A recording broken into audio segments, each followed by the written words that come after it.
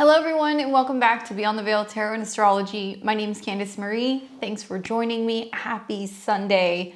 Back at it with yet another video, and this is going to be the astro weather for the week of March 29th through April the 5th, 2026.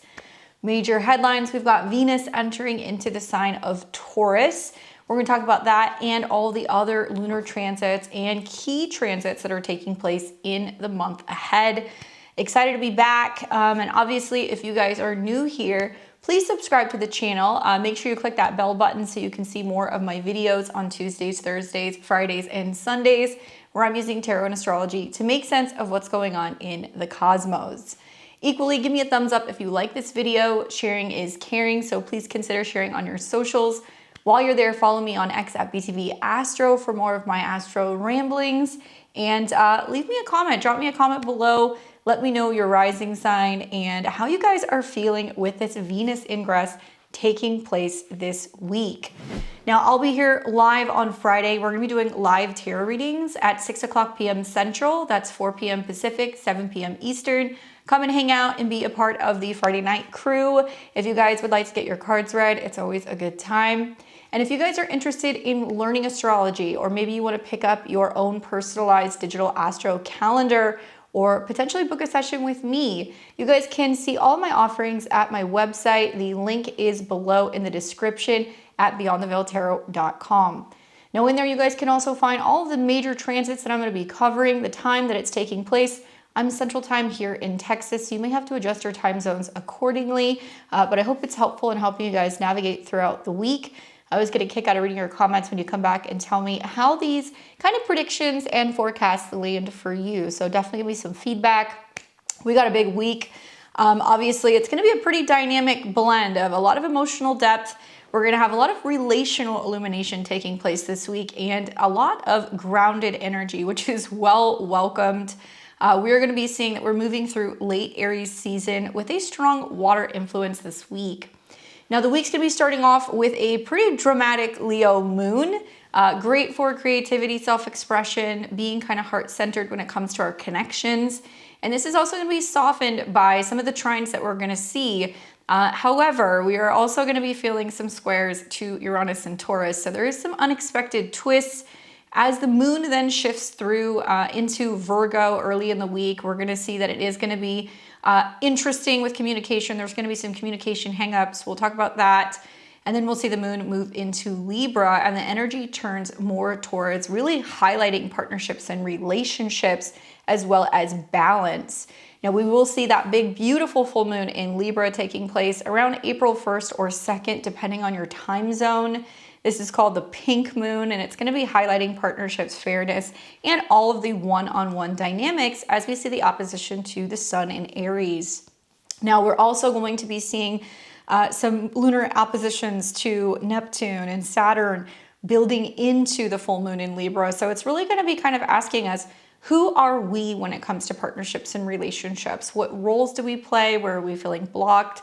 And how can we kind of lean into maybe more maturity, maybe more self-awareness, certainly some boundaries. Now, thankfully, that moon is going to be in a trine to Pluto, so we're going to see lots of transformative empowerment going on in relationships. Midweek, the big headline, Venus enters Taurus, and we're going to be talking about this today quite at length, taking it nice and slow, the way that, like, I guess Taurus likes to do things. And it's going to be really shifting things in a very big way when it comes to love, values, money, and style. And Venus is sliding into her home sign, so it's going to be quite nice. This really invites, I think, a little bit more of a slower, more kind of sensual, pleasure-seeking rhythm. We're going to be focusing on, anything that deals with Taurus stuff. So stability, beauty, touch, anything that's connected to, well, obviously the tangible kind of comforts in life. But she's going to go through a little bit of a tricky aspect. She's going to have to first come into a square with Pluto. So I'm going to tell you guys, there is some dramatic things happening financially this week. We're going to probably see some pretty big swings happening in the markets. And I'll give you guys the heads up for when that's going to happen. This also means there could be some drama when it comes to relationships, anything that deals with partnerships. So keep an eye out for that. And the moon will actually be moving through Scorpio when we see that opposition to Venus. So we're going to see a T-square between the moon, Venus in Taurus, and also Pluto in Aquarius. So just as a kind of a flag warning, if you have anything that's going to be really within, I would say 3 to maybe about 6 or 7 degrees of the fixed signs, it's going to be impacting you pretty dramatically.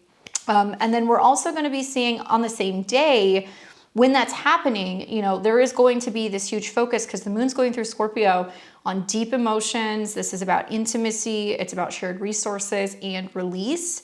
Thankfully, we're going to see the third and final Mercury in Pisces trine Jupiter. So there could be some really great emotional depth, some intuition that's kicking in, heartfelt conversations, a little bit of like a sweet and salty day.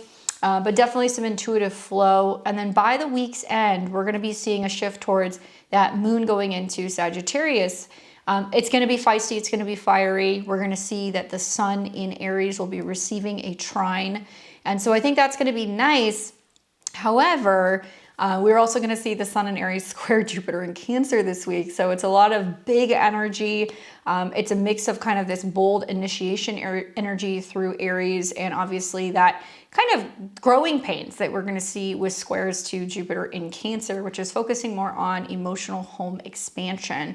Keyword overindulgence, maybe being a little too overly optimistic and trying to kind of do big things too quickly. So watch for some scattered enthusiasm when that happens. But overall, I think this week there's a bit of like a push and pull, and it's between fiery kind of independent energy, and that's all the energy that's moving through Aries. And then this emotional depth that's coming through some of the water trines. Definitely some opportunities for healing, obviously maybe practical magic and a little bit of like relational recalibration that's going to be taking place. I'm expecting most of us to kind of feel this heightened sensitivity though around relationships and values. Moments of maybe sudden insight, maybe some rebelliousness that's coming up, and definitely a call to really balance personal desires with deeper connection and also better self-care. As we're getting into the week, we're going to see it's a very fertile time for releasing what's out of alignment with that full moon and really grounding into what's going to be sustaining us into the month of April. So I've been looking forward to Venus in Taurus. I read your guys' comments. Everybody's been like, when is it a good time to, make money moves? Or when is it a good time to go and do my cosmetic, my aesthetic things, to maybe have a little bit better relational dynamics? In general, when Venus goes through one of her home signs, Taurus or Libra or her exaltation in Pisces, these things get better, right? So you guys are definitely going to see that. And on March the 30th, we're going to see Venus moving into Taurus, and she's actually leaving Aries. And so she's been leaving after this conjunction to Chiron that we've been feeling kind of like Thursday night, Friday. So there's been a lot of wounding and things that have been coming up in terms of rejection and not feeling personally satisfied and fulfilled. And now it's kind of moving into a more grounded earthly sign. And obviously Taurus is known for being sensual, right? It's about pleasure and anything that tastes good, feels good, smells good. So this isn't just any ordinary ingress. Venus is essentially coming home, right? So she's going to be moving through a sign where she's most comfortable. And this is about really having a little bit more power and a little bit more Venus-y.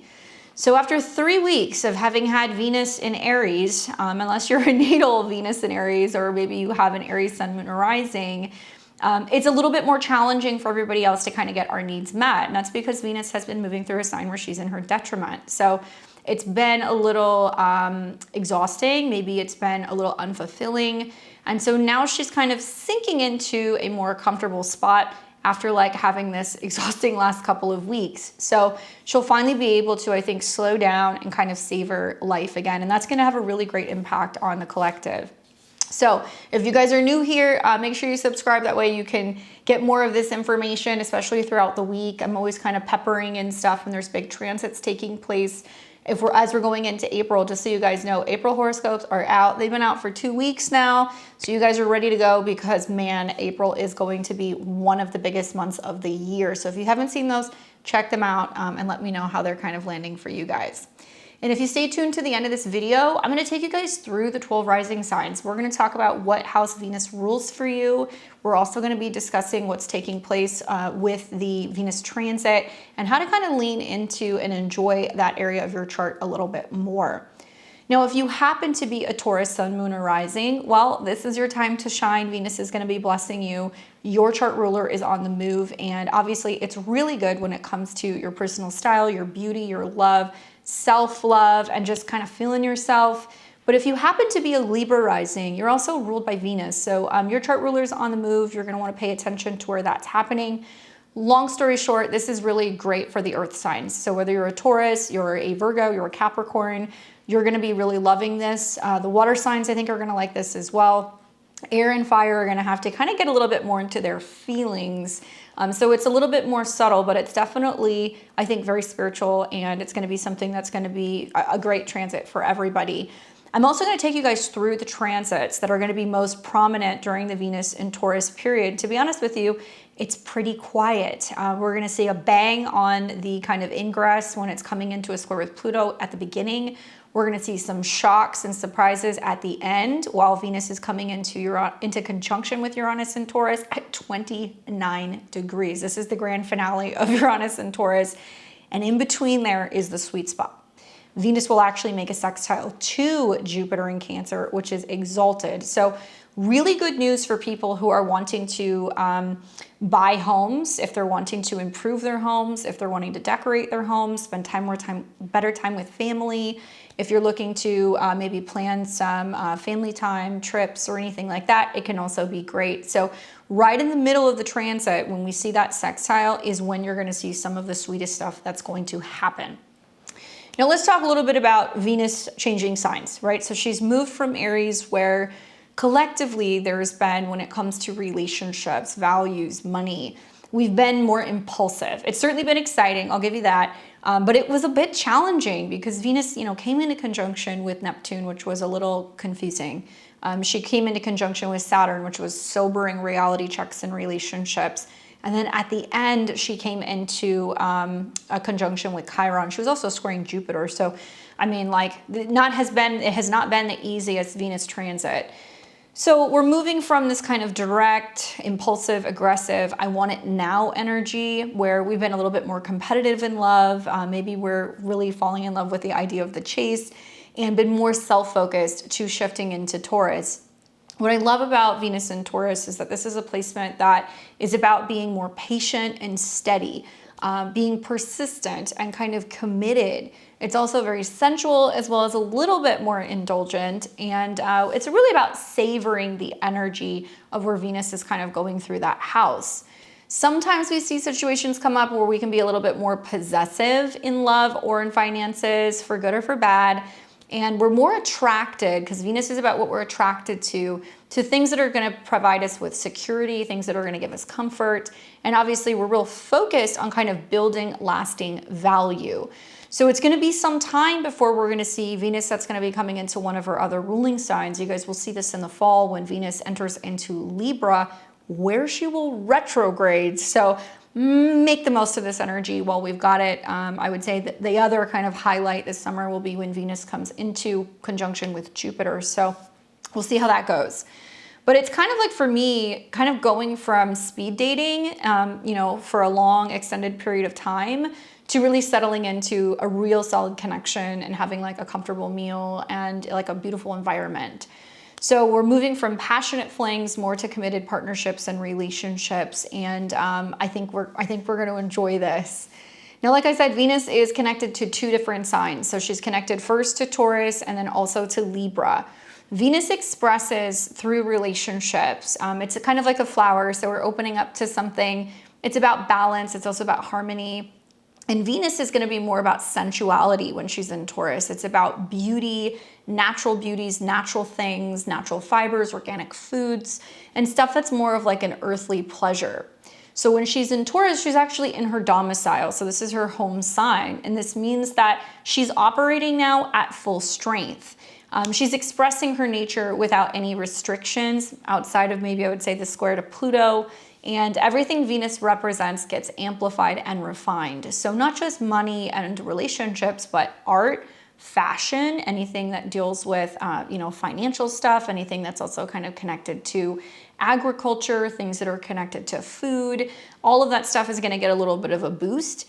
And we all get to experience Venus at her most Venus. So even if you don't have any planets that are in Taurus, we're all going to kind of benefit from this energy. Now, Venus in Taurus has a tendency to bring a much more slower pace. And it's also about a more kind of sensual approach to love. Venus has an appreciation for physical beauty and comfort, and obviously, like I said, financial stability. And it's like about having this abundance mindset. So we're going to notice that we're a little bit more patient in relationships. We're really opting for quality, over quantity. And it's about connection to nature and connection to the earth because she's in an earth sign. We'll find that artistic appreciation and creativity is running high. It's such a different energy than what we've had in Aries. Instead of this, I want it now, Venus in Taurus is like, let's take our time, let's do it right. So we're gonna have the opportunity to really refine that area of where Venus is actually moving through. Now on the 30th, it's gonna be around 11 a.m. Central Time tomorrow, she's gonna move into Taurus. And Venus is going to be here for a couple of weeks. We're gonna see her here until approximately about April 24th, 2026. And when she enters into this sign, she's gonna hit 0 degrees. Now this is important because this is going to show you the purest form and energy of Venus at this sign. So it's pure earthiness, better groundedness. It's also gonna be the beginning of some material or physical changes. This is also the foundation of abundance and connection really to the body and physical pleasure. So we're going to start the building process on Monday to start refining the kind of Taurus area of our chart. I don't think it's all that complicated either. She's in a fixed sign, so she's kind of maybe now building and refining some of the things that we haven't really liked over the last couple of weeks. Now, Venus in Taurus teaches us, number one, to slow down and savor things. This is a transit that really wants you to actually enjoy life. So we're going to find that we're being called to not rush through experiences. This means that we are tasting our food, we're enjoying it, we're noticing the beauty around us. And also it's about letting pleasure be more pleasurable. Now we're also going to learn that this is about, like I said, quality over quantity. Instead of a bunch of like shallow experiences, Venus in Taurus wants fewer, deeper connections. One amazing meal instead of like 5 mediocre ones. And this is also, I think, about really appreciating the beauty of things. So maybe a beautiful piece of art instead of like random decorations that are kind of scattered everywhere. Venus in Taurus also brings us the gift of financial wisdom. So obviously Taurus rules anything that's connected to money, banks, resources. And Venus here brings opportunity for financial growth, but it also brings wisdom about spending. And that's because Taurus wants to invest in things that last. So I think we're going to be learning a lot more about quality products, quality materials, quality food, and really be investing ourselves in that a little bit more. Now, what we'll find is that we're craving physical pleasure and comfort because the body wants more attention when Venus is in Taurus. So great food, right? Comfortable clothes. This is a time to get massages, focus on being around kind of beautiful surroundings, being outside. And Venus in Taurus is kind of the frame of mind that self-care isn't selfish, it's actually essential. This is also great for building lasting love. And I think that we will really start to see that, especially as Venus is starting to come into a sextile with Jupiter.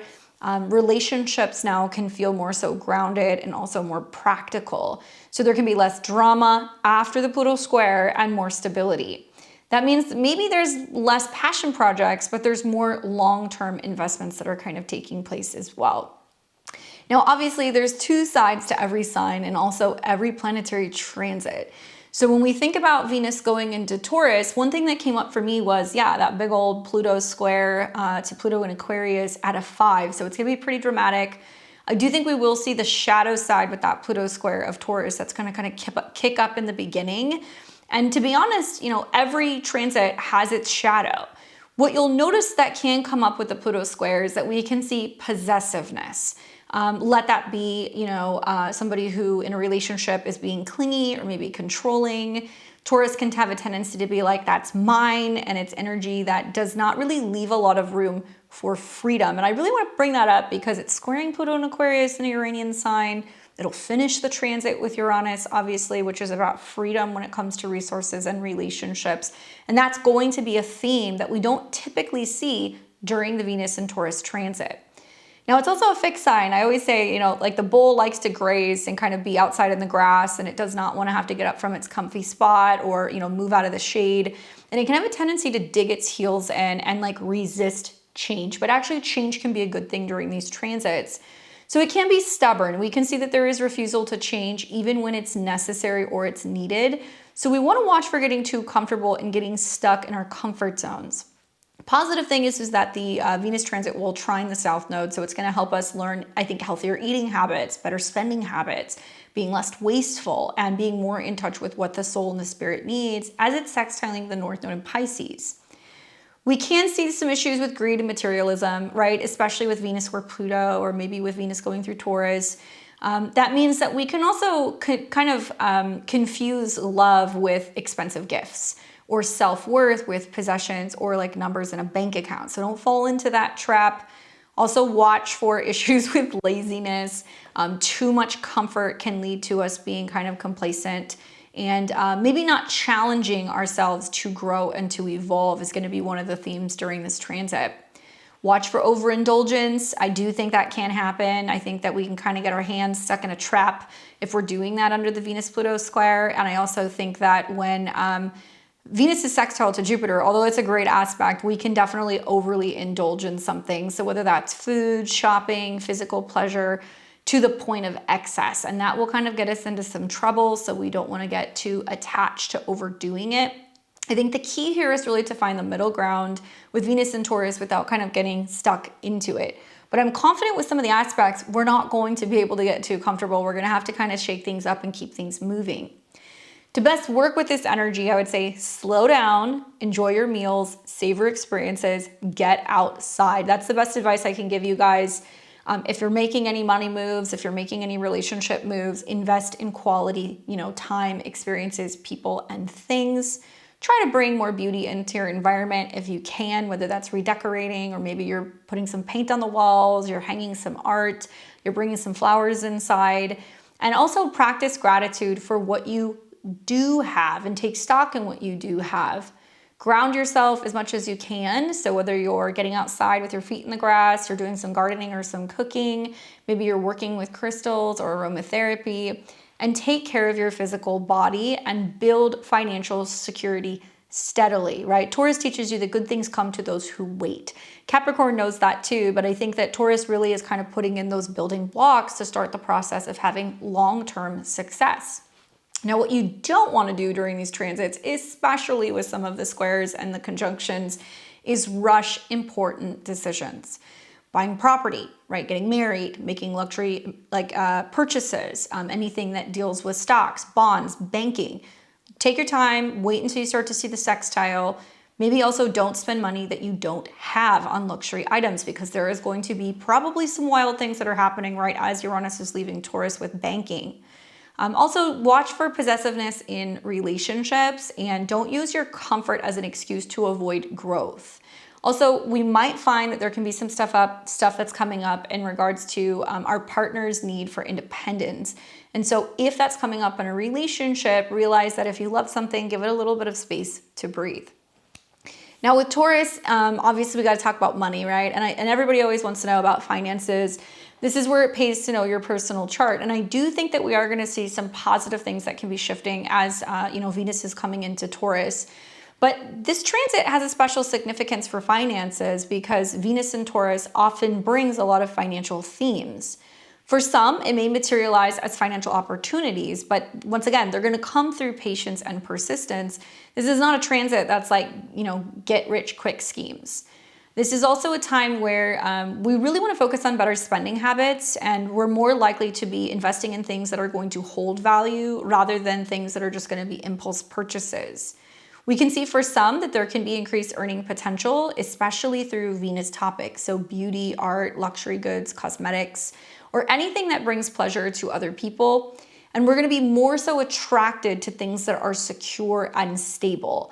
So a lot of people are going to be talking about, well, how do I make my money feel safe? Who do I bank with? What am I buying? What am I selling? What am I investing in? And risky investments are going to feel a lot less appealing.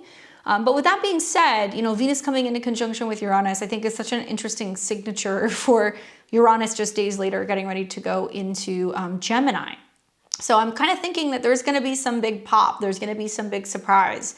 Could it be a major, banking crisis? Yes, it could be. Could it be some major issues with drama revolving around agriculture? 100%. Over the last week, I have definitely seen my fair share of stuff on socials.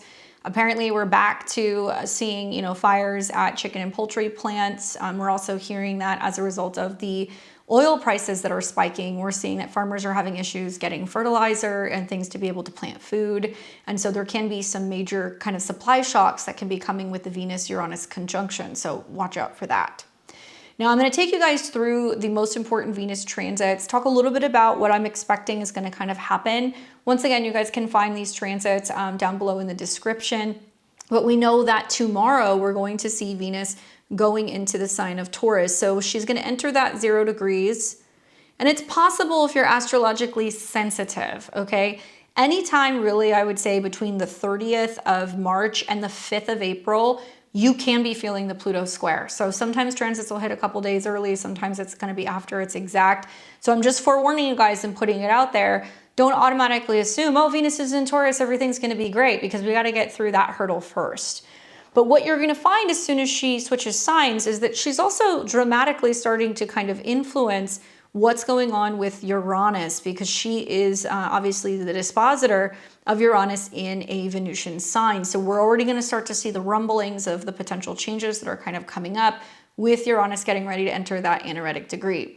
Now, with that being said, Venus shifting into Taurus is going to bring that energy of, okay, tangible pleasures, money, art, resources, physical comfort, good food, good wine, and really just a period where we're like, okay, do we need to slow down a little bit?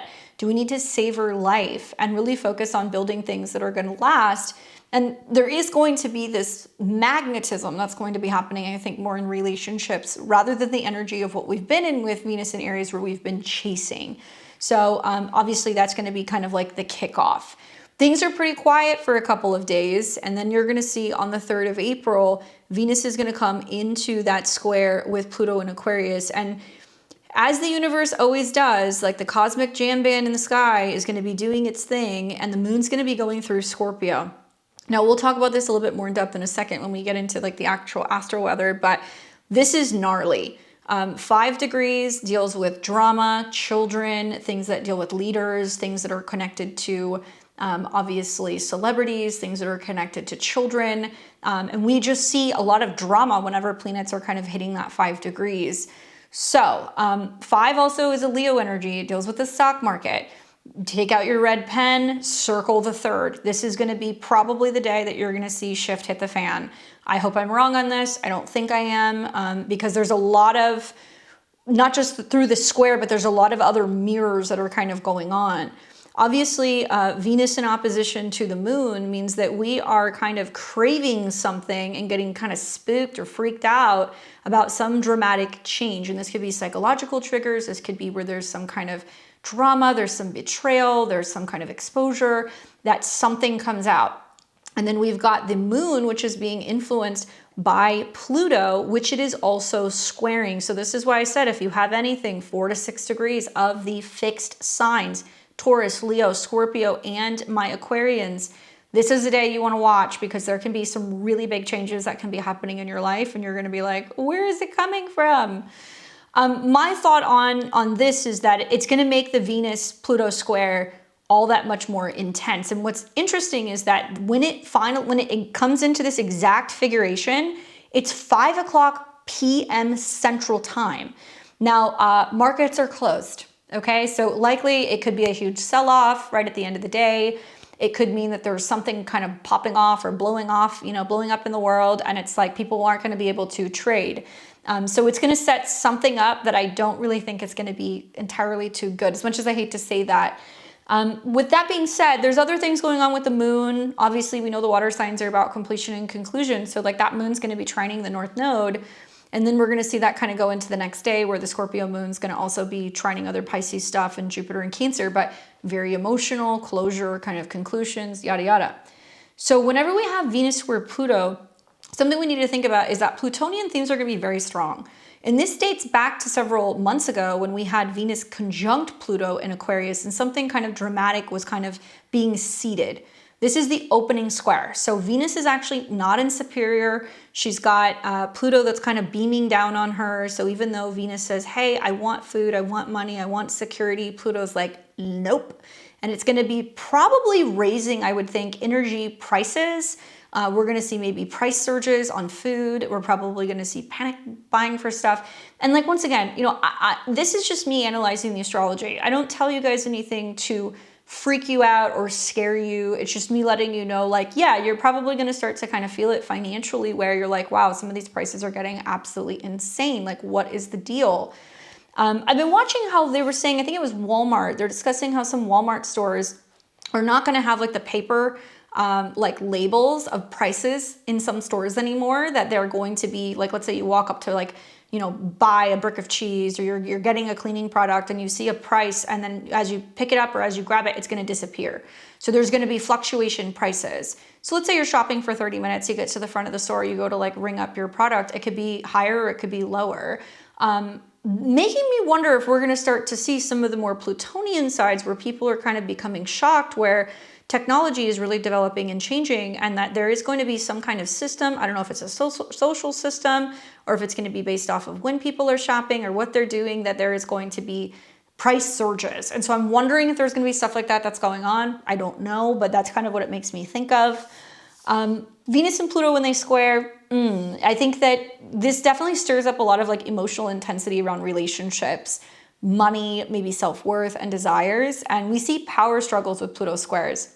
That means we're more likely to have kind of, jealous issues in partnerships, obsessive, kind of controlling intimacy issues can kind of surface, especially in partnerships or financial matters. So it often has a tendency to kind of reveal hidden dynamics or buried feelings that need to be purged for healthier foundations.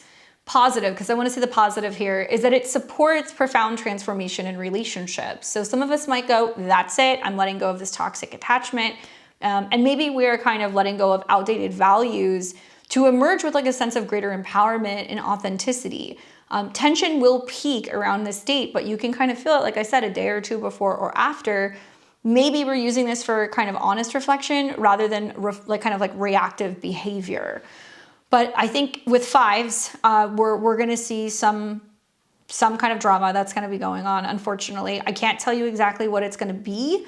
I can give you a little bit of insight on what the fives represent in the degree astrology. And this is the degree theory that I'm reading for you guys.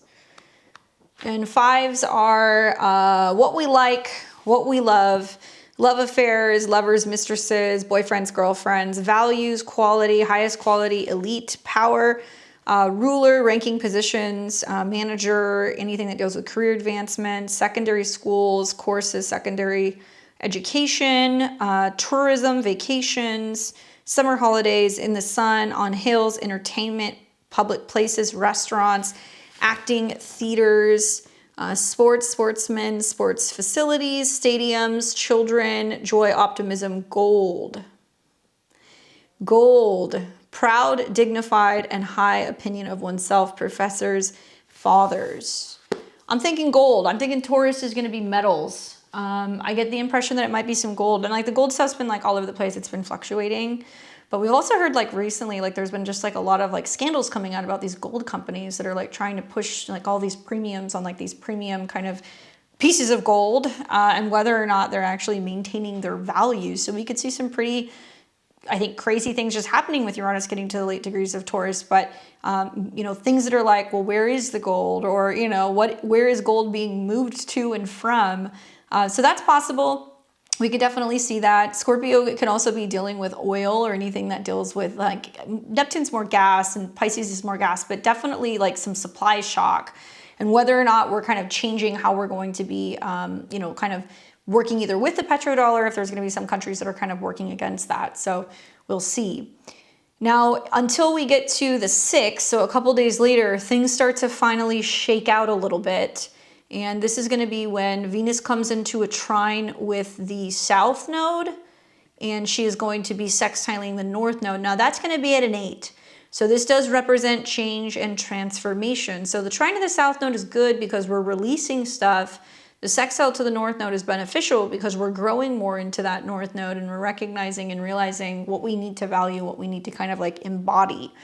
So this is supportive flow between the nodes, which deal with, karma, life path, past and future. This is considered harmonious because it's a sextile. So we're going to see this as almost like a faded window where there's relationship transformation, financial transformation, changes with self-worth. And that trine to the South Node in Virgo is about an easy release of where we've been overcritical, we haven't been as healthy, maybe there are some major changes going on with service-oriented patterns when it comes to love and money. And the sextile to the North Node brings in more gentle opportunities to move towards, Pisces things, being compassionate, intuitive, creative, and more so spiritually aligned in ways of relating and valuing oneself. So it can feel like this karmic supportive energy where old habits kind of dissolve much more smoothly. And also there is a soul alignment for pleasure, and connections might appear like they actually require a lot less effort. I think that Virgo is going to deal with health and habits. Taurus can be dealing with food. I think we might see probably through the Venus-Pluto square that there could be some changes where people are like, I don't want to bank with certain banks, or we're seeing issues with crypto exchanges, or there's something going on where people are like, okay, I'm moving it to a new bank, or I'm going to be working with a new financial institution. And people are really focused on how they can preserve their wealth during this transit, how they can kind of shield themselves from some of the stuff that's going on out in the world. So could there still be some fallout with Venus trine the South Node of people who are having job changes, or it's impacting their employment, or it's impacting their schedules? 100%. We can see that going on. But I do think that with some of the other aspects that are going on in the sky, like the moon's going to be in Sag that day, trining Saturn and the sun, it does not seem negative to me. It seems actually quite positive. Now, this is the sweet spot. This is going to be around April 13th. And this will be when Venus comes into a sextile with Jupiter in Cancer. Okay, actually, yeah, let's see, what time is that going to happen? So it's going to be at 16 degrees. Yeah, it'll be the 13th. So if you have anything around, I would say 15 to 17 degrees of Taurus or 15 to 17 degrees of Cancer, it's extra sweet for you, but everybody can benefit from this. 16 degrees is a Cancer degree, so it deals with expanding the home, the family, the emotions, things that deal with real estate, property, that kind of stuff. And when Venus and Jupiter sextile, this is a wonderful aspect in the sky because we see a flowing aspect between a planet that rules pleasure, money, and values, and Jupiter, which is about growth, abundance, and optimism. So I like this day, especially because we're going to see kind of like on the 13th and the 14th, the moon is going to be sextiling Venus in Taurus. We're going to see the moon trining Jupiter in Cancer. So 13th and 14th are going to be some of the better days. Unfortunately, once again, there's other things going on in the sky, right? It's a dark moon. You guys can see that with the lunar phase that's happening. The moon's going to be coming into what will be the new moon in Aries. Mars is conjunct Neptune, which is like, we might have some lower energy levels. And Mars is heading towards a conjunction with Saturn. But I would actually say the 13th and the 14th are the best days probably of the month because April, especially like the 3rd and 4th week of April, are just going to be a lot. So mark those days down, especially if you have to do any financial stuff, if you have to buy property, if you're renovating, if you're traveling, if there's anything where you want to make some big decisions with relationships or money, this would be a better time to do it. Now, when Venus and Jupiter sextile, this is sweet because we see luck, generosity, and emotional expansion in things like love, money, home, and self-care expand. And that moon is going to be sextiling and trining, so it's going to make it all that much sweeter. What it'll do is it'll boost feelings of worthiness, it nurtures relationships, and it can bring opportunities for financial growth or kind of just enjoying life's creature comforts. And Jupiter in Cancer adds, now that it's direct, this warm, protective, family-oriented flavor, making it a really great time for home-related pleasures, maybe deepening emotional bonds and indulging in, being a little bit more generous with other people. We can see that the only kind of hang up here is that we can overindulge, and that's like the main watch out. Otherwise, I say it feels pretty supportive and very uplifting. And then we see I'm going to drum roll for this. We're going to see on the 23rd, Venus is going to conjunct Uranus at 29 degrees. Another Leo degree, more drama. I mean, we can go back and we can look at, and especially if you have Astro software, go back and look at what happened. I think it was like probably much later in the spring last year because we had a Venus retrograde. But most likely there was some rumblings going on in the financial world. 29 degrees is an anaretic degree. So it is karmic. It's like a Saturn degree. It's critical. It's like now or never. And when this conjunction is happening, we're also going to see, I guess, at least something that's beneficial is that the moon is coming into conjunction with Jupiter as well. And so there is this slight sextile that you'll see with the moon. So it is a growing kind of aspect. The sun's going to be going through Taurus, but look at what the sun's doing. It's coming into the same square with Pluto. Mark my words, and I have said this for the last 2 years. I was like, 2026 is when you see the housing market crash. And maybe it's a slow crash, maybe it's not all at once, but you're definitely going to see, and I've seen stuff, I've been like looking at, like Zillow and like Redfin, and they're like, yeah, like for the first time in history, we're seeing that there are more sellers than there are buyers. Everybody's selling and nobody's got the money to buy anything. So if you've been sitting on the sidelines and if you've been waiting, it's coming. You're going to start to see maybe with Venus, Uranus, and that sextile to Jupiter and the moon that we might see that housing prices are having to come down because people can't afford it. And Taurus is land, right? Cancer is the actual home that's on the land. So there's something going on there. Maybe there's just a lot more time at home in April, which I've also kind of talked a little bit about in my recent Uranus and Gemini video where I was like, yeah, I think we're going to be spending a lot more time at home than we think this year for a number of reasons. Like I just think about, like I said, like PTSD from COVID. It was like, oh, it's just a couple weeks to flatten the curve. And then it was like 2 years of being at home. Similar themes, but different kind of scenario now. I think it's going to be more like energy shocks, supply shocks, shortages with oil, things like that, where people aren't going to afford to go places. They're going to be staying home, or they're going to be focusing on whether or not it makes sense to be working from home, or if they're going to have to be, staying home because of some kind of orders. I know I sound crazy, but that's what I think. So the benefit is that the moon happens to be in conjunction to Jupiter. So wherever we're staying, we have safety and security. But that Venus-Uranus conjunction, that happens only once a year. And guess what, guys? This is the last conjunction in Taurus because next year it's going to be in Gemini. So when you see these two come together, it's about the planet of stability and love and money, meeting a planet that deals with sudden change, rebellion, what is futuristic, what's innovative.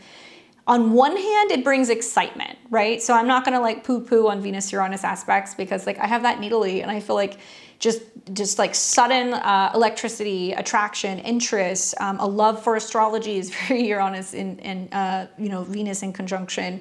But it does bring unpredictability, and it can bring for some people breakthroughs in love, sudden opportunities, like suddenly winning the lottery, or there being some sudden rush and kind of excitement in a relationship, dramatic changes when it comes to your style and your values, and sudden attraction. So like love at first sight is very Uranus Venus.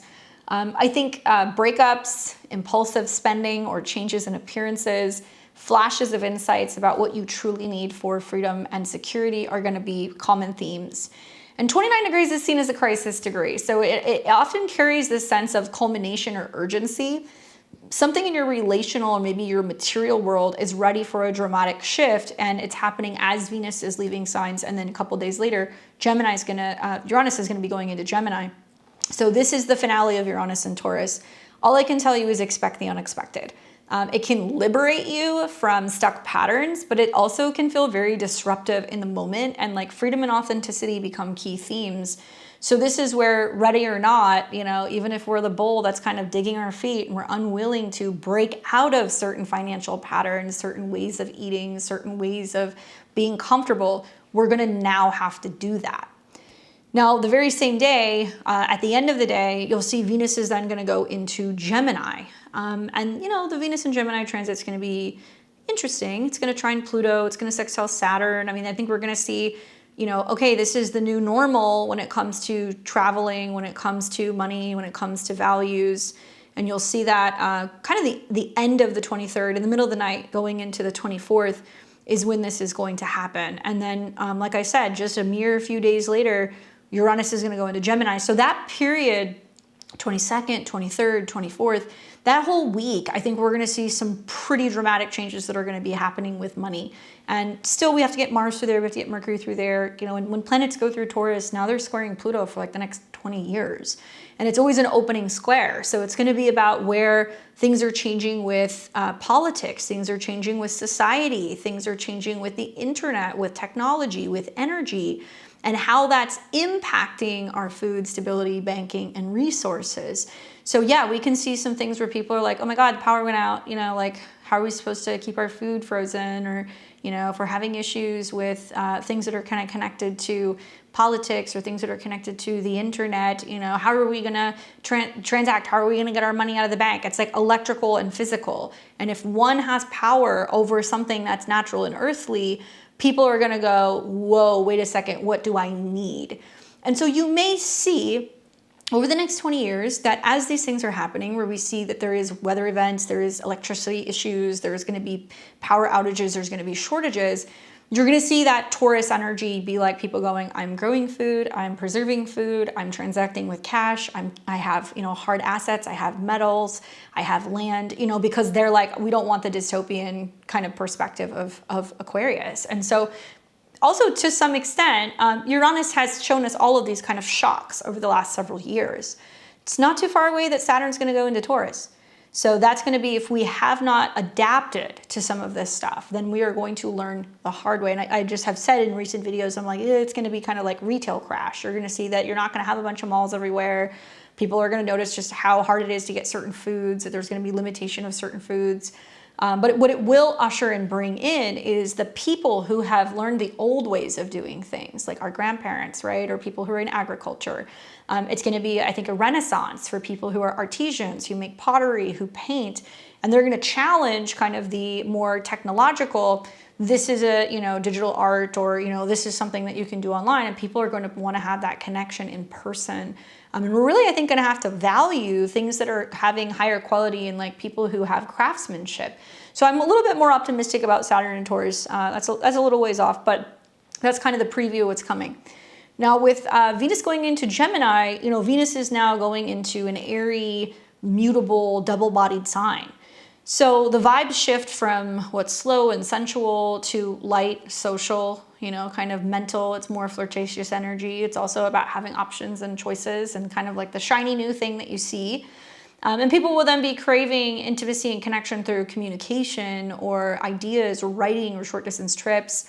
And I think that it's going to be really enjoyable for intellectual and kind of verbal forms of affection, but our attention feels a little scattered, you know, so we have to watch for indecisiveness in relationships and also in finances. But there will be some nice aspects. Other than Venus square the North and South Node, Venus sextiling all that Aries and trining Pluto, I think is actually probably a little bit easier to navigate than some of the stuff that we're seeing with the Venus and Taurus transit. So that's my hot takes on what to watch for. Definitely circle back and let me know what you guys think about some of this stuff and how it manifests.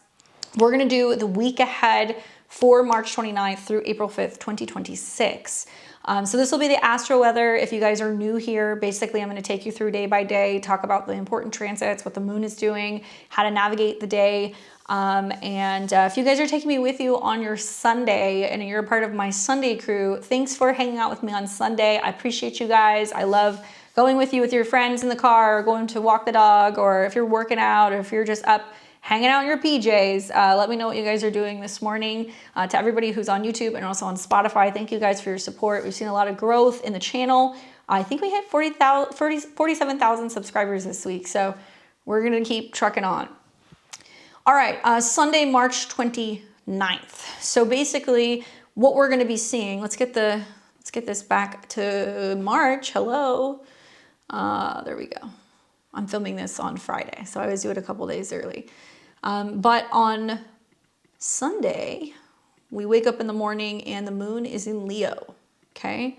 So it's reflecting the energy of what's going on with the sun. And actually I would imagine, I'm not to the weekend yet, but you know, Friday, Saturday, even into Sunday, with all this like fiery energy, it's a lot of get up and go vibes.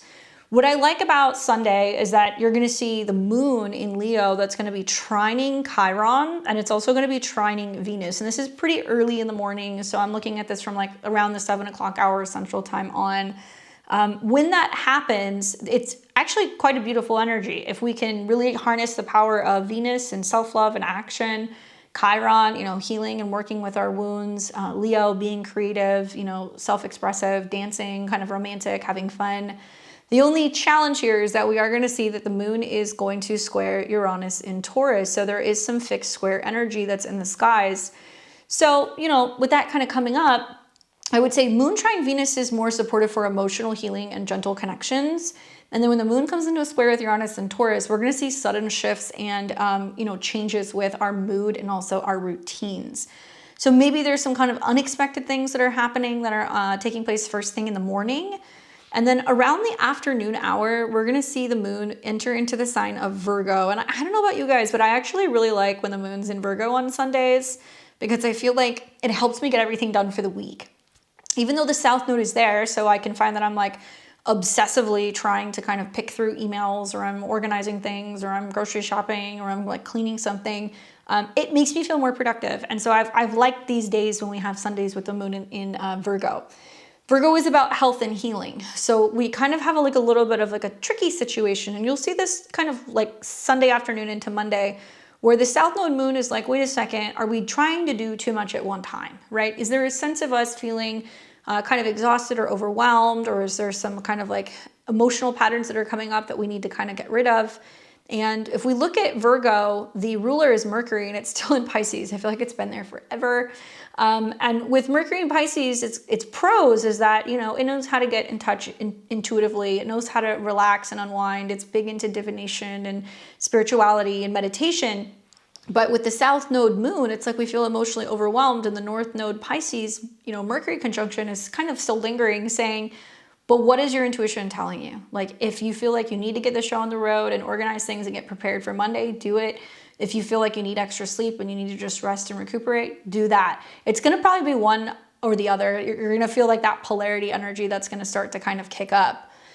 For me, because the moon's not really making any other aspects, it's going to inconjunct or quincunx Neptune, so we can feel like we're dealing with health issues. And I think that's come up for a lot of people over the last week or two with the conjunctions to Saturn and Neptune, or our body is feeling like a little rundown. And then the inconjunct and the quincunx to both Saturn and the sun are going to last into the evening. So really good to fine tune our habits, keep an eye on our pets, focus on what we're eating, what we're kind of doing into the late afternoon, evening hours of Sunday. Basically, the daily vibe is it starts off pretty dramatic and heartfelt, and it's creative, but there is a touch of unpredictability in the air on Sunday morning. That Leo moon really encourages us to be generous, but the square to Uranus and Taurus kind of brings surprises and the need for flexibility. If we lean into the trine with Venus and Chiron early in the morning, it'll soften this, and it opens up opportunities for warmth, artistic flow, and just maybe mending any like relational wounds. So to navigate Sunday, lean into the creative energy early, right? Get up, have fun, get some sun, play, but don't overcommit yourself to anything. Keep your mind open to a change of plans. Watch for those unexpected changes, but they may actually lead to some really interesting healing insights, especially about yourself on a personal level. Ground yourself with simple pleasures and maybe get out in nature, and have some kind of connection there. Just avoid anything that's like rigid, because adaptability is going to be your ally on Sunday. Now, this is going to take us into Monday, and what we'll see is that there's going to be a South Node conjunction with the moon. Not a fan of these, personally. It's very early in the morning. It's going to be close to like 5:45, 6 o'clock a.m. Central Time. But the South Node moon is kind of like knocking the wind out of our sails. So we can feel a little bit more moody on Monday morning. We can feel like there is like this emotional purge that's going on. We are trying to kind of clear things. And when the moon is in Virgo, once again, it's wanting to be detail-oriented and very practical. The challenge here is that Mercury is still going to be, in Pisces, and it's still in shadow. It's not out of shadow for another couple days. Actually, I think until closer to like mid-April. So not only will the moon come into conjunction with the South Node, but it's also quincunx the sun. And this is about health and habits or work. This is about kind of the self and body. So there's still a lot of like healing energy that's in the air. The moon will keep moving, and then it's going to conjunct the south node very early before most of us are even up, but it will oppose Mercury. And that is not ideal midday on Monday for traveling. It's not ideal for signing contracts. It's not ideal for making big decisions. It's really reiterating at a 12. We have to check in with our gut, our intuition, our feelings, and we may feel like we need a midday nap, we need some rest, we need some check-in time. And that moon's going to start coming into a sextile with Jupiter in Cancer. So some of us may feel like, this is a day where I'd rather stay home, or I'm working from home, or I'm going to be really focusing on, kind of cleaning up or clearing up my emotions and listening to what my gut and my intuition is telling me. I've had this a lot this week. I mean, I have it in general, but I've had it a lot this week. Maybe it's because it's like trining some of my natal placements in Scorpio, but there have been some things that I'm like, I need to wait on this. Like something is telling me that I'm being held back on certain situations for a reason. And so I'm wondering if we're going to feel that. Maybe, I don't know. I think that the sextile to Jupiter makes us a little bit more optimistic and insightful, and that whatever is potentially getting ready to change is coming. It's just going to come with a little bit of a delay. Now, the big theme, obviously, that we're going to be seeing is going to be Venus entering into Taurus, which is going to be kind of midday. So that's when my Taurus and my Libra risings really want to pay attention. Obviously, the vibe that I'm kind of getting for Monday is that it's practical, it's detail-oriented.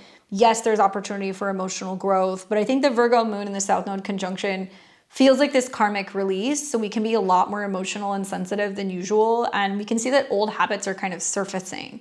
While the opposition to Mercury in Pisces, it adds this tension of like, okay, is it going to be about all the details and analysis, or is it going to be about intuition? While the sextile to Jupiter in Cancer, it's bringing this sense of more optimism. It's about support through nurturing or kind of like expanding some of our ideas. While Venus in Taurus is really helping us focus on stability and sensuality and tangible comforts. So I think on Monday, first thing I would say is meetings, travel, documents, anything that deals with putting out information, promoting things, having important kind of discussions. Like let's table that maybe on Monday. Tackle practical tasks, right? Try to use your intuition to figure out what can you get done? What is going to be the healthiest decision? What can you organize? What can you refine? What details are you missing? But don't get lost in the perfectionism. You have to balance that with rest and also intuition. Venus's ingress is really inviting us to kind of savor anything that's going to be simple pleasures. So good food, touch, sensuality, beauty, and really releasing what no longer serves us through that South Node influence while trusting growth opportunities from Jupiter. For me, it's been a lot of, okay, this is about to leave my life, right? I'm going to let go of this idea or this concept or that things have to be this way. And like that trust fall with the universe, that's like, if I'm willing to let this go, I'm trusting that the universe is going to rise up to meet me and be like, okay, here's your karmic cookie. You passed. And I'm hoping that that's what happens with a lot of this stuff for you guys too, that you may not necessarily know what the next step is, but whatever it is, you know that it's going to be better than like where you've been. And so possibly what you guys will find is that as we're kind of going through this day, there is a little bit of confusion as to whether or not you can really ditch the bad habit, leave the job, change the schedules, change something about your health, but you're open to it. Now the moon's going to keep moving. It picks up that sextile to Jupiter, which you're going to see around the early evening hours, around 15 degrees, which is just better for home time, better for emotions. And then it keeps on chugging through Virgo. And that's going to go into the next day, which is going to be Tuesday, the 31st. Now, when we wake up on the 31st, the moon's in an opposition to Mars. So, I mean, I'm looking at this and I'm like, okay, Monday morning feels like a bit of a drag. Tuesday morning feels a bit agitating and annoying. And that's because the moon's making an opposition to Mars at 22 degrees. So there is some frustrations maybe that are kind of brewing about why am I not getting clarity on this thing, or like what's going on with work, or what is changing. I mean, I'm hearing this from everybody. People are like, we're just hearing left and right that bosses are leaving, or people are stepping down, or schedules are changing, or people are getting laid off. This is one of those days. You guys may see some of that stuff that's kind of taking place. Unfortunately, we also see that moon is making an inconjunct and a quincunx to Chiron. So it is bringing up a lot of frustrations with things that we need to heal within ourselves. And, if we're getting agitated and we're getting angry, it's not going to fix things, right? And Mars in Pisces is a little passive aggressive. It's not kind of like as direct, like in your face as maybe Mars in Aries would be. When I look at this, I'm like, the only real positive is that it's happening quite early in the morning. So don't rush to work. Don't rush to have meetings. Be careful with like kind of losing your cool. And then the moon's going to start coming into a trine with Uranus where we can lean into that change, and it's going to be a little bit easier to navigate in the later afternoon hours on Tuesday. Then we will see the moon enter into Libra, and that's going to be happening very late in the evening. So that's going to be like right around, almost 11 p.m. Central Time on Tuesday. Moon goes into Libra, and now we're preparing for that full moon. So to navigate Tuesday, first of all, there's no big aspects, right? There's nothing really kind of going on in the sky where you're seeing a sextile or a trine or anything else other than the lunar aspects. That's pretty much it. But keep in mind, the Virgo moon is still emphasizing health and service, healing, tending to things, changes with our jobs or our pets or our routine. So I think like Tuesday has this more kind of analytical drive where we might feel like we're hitting a wall or we're kind of exhausted or we're burnt out. But then it shifts later in the day when the moon starts trining Uranus to feeling a little bit more, okay, I can work through this. I can make change. There's more of an innovative spark. That opposition to Mars will create friction, and it's between duty and action and desire. But I think the trine to Uranus brings flashes of opportunities or insights to actually do things different, to get outside of the box. And so maybe you're eating differently, your habits are changing, you're working out differently, your schedule changes, and you're like, okay, I can deal with this. Then when we see the moon transition into Libra, it's going to be late, but it does soften things because now we're going to be focusing on Venus and what's going to be going on with harmony and things that are connected to relationships. And it's the buildup to what will be the full moon that we're going to be seeing on the 1st or the 2nd, depending on where you are in the world. So overnight, the moon's actually going to trine Pluto.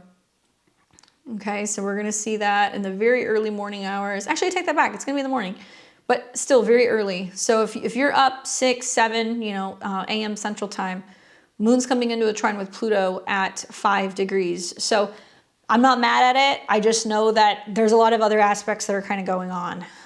Even though the moon trine Pluto is good for transforming relationships, both romantic and social, connecting with people, the power of kind of like diplomacy and kind of merging with others. The moon is also going to be in opposition to Saturn. And so I want to highlight that. If you're having relational issues, I think the moon trine Pluto is finding platonic relationships, like finding community, venting to your best friend, getting together with others, finding a group, be that in person or online, something that can help you feel like you have support. Because this is when I think the drama starts to set in, is under the full moon in Libra, because it's starting to highlight the fact that Venus is now coming into a square with Pluto. So yeah, you guys may not have to wait until the 3rd to see the Venus-Pluto square. I did do a video on this if you guys want to check it out on the full moon. It's going to be at like 12 degrees.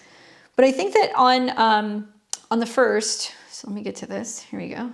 On the 1st, when we see the moon come into opposition with Saturn and trine Pluto, it's a bit of a double-edged sword. The biggest aspect you're going to see is going to be obviously the full moon, which is going to peak around like 10 p.m. Central Time. So some of you guys who are in other parts of the world, it's going to be on the 2nd. But the Libra moon is really relationship focused. And so what it's doing is it's illuminating through the opposition with the sun, the who am I, me, my goals, my agenda, my actions versus we. So the themes of the Libra new moon are about balance. It's about justice. It's about commitment. And that opposition to Saturn, which is actually going to happen first thing in the morning, is highlighting those boundaries, responsibilities, and limitations personally, how it impacts partnerships. While I think the Pluto moon trine is adding empowerment, security through friends, support through kind of allies. And this full moon brings emotional culminations around fairness and beauty and one-on-one dynamics. I always say relationships always change in very dramatic ways under the full moon in Libra and also the full moon in Aries. So it's always kind of like April-ish in the spring, and then we see it obviously kind of like September-ish, in the fall, because it's highlighting that me plus us kind of dynamic. And obviously the sun is exalted when it's in Aries, so it's going to have a little bit more oomph, and we're going to see it happen at a 12 degrees. So sudden relationship changes, sudden relationships vanishing, or, karmic relationship themes, or, what we're fighting against is kind of invisible, and a lot of like relational issues and dynamics that are kind of coming up over what money, Venus is at a 2 and she's squaring Pluto. So it's going to be a lot of people arguing about how do we pay the bills or the cost of expenses, or you're spending too much, or, you know, why didn't you tell me about this debt? And that kind of stuff is going to it's going to be in the air. I think the positive in this is that Venus is not yet in the square to Pluto. It's building, but it's not there yet. Venus is also, I mean, it's a loose sextile, but she's in a loose sextile to the North Node. So it is saying that really whatever vanishes or things that kind of slip away are things that were not really meant to be to begin with, right? And I talk about that in the Sabian symbols of the full moon, that we experience the experience, we have, you know, appreciation for what we have, but we know that not all good things last forever. So there can be almost this sense of like certain glamour and kind of like where we put certain situations or people on a pedestal. Now the truth starts to be revealed. Now we start to see what relationships are really made of. Mars isn't helping the Sun, you know, Saturn, Neptune either. It's kind of hanging out behind the scenes. So it's talking about these invisible forces and pressure and things that's creating a lot of issues with diplomacy. And I think that for many of us, it's just really going to be about reflecting on relationships, because that's what a full moon is. It's reflecting off the sun. That's the light that makes it full. And we're going to be reflecting on really what needs better equilibrium, right? Is it me, or is it, you know, is it you? Or is it both of us not being so self-aware and it's creating this kind of relational issues and kind of disharmony? What we'll find is that we're releasing imbalances that are outdated. So outdated commitments is very much the full moon in Libra energy. I'm sorry, I can't do this any longer, or this dynamic is not working for me, or I can no longer honor this contract, or, you know, I feel like our time here is kind of done. That's kind of what comes up here. And if we can stay grounded amid some of the potential intensity, it would be great. We want to avoid people pleasing here. We also probably want to kind of gravitate towards rituals that are about release or gratitude. It'll work well, but you guys will find that this is also squaring Jupiter. So it makes everything in relationships feel bigger. It makes it feel more emotional. It makes it feel like, okay, these are growing pains.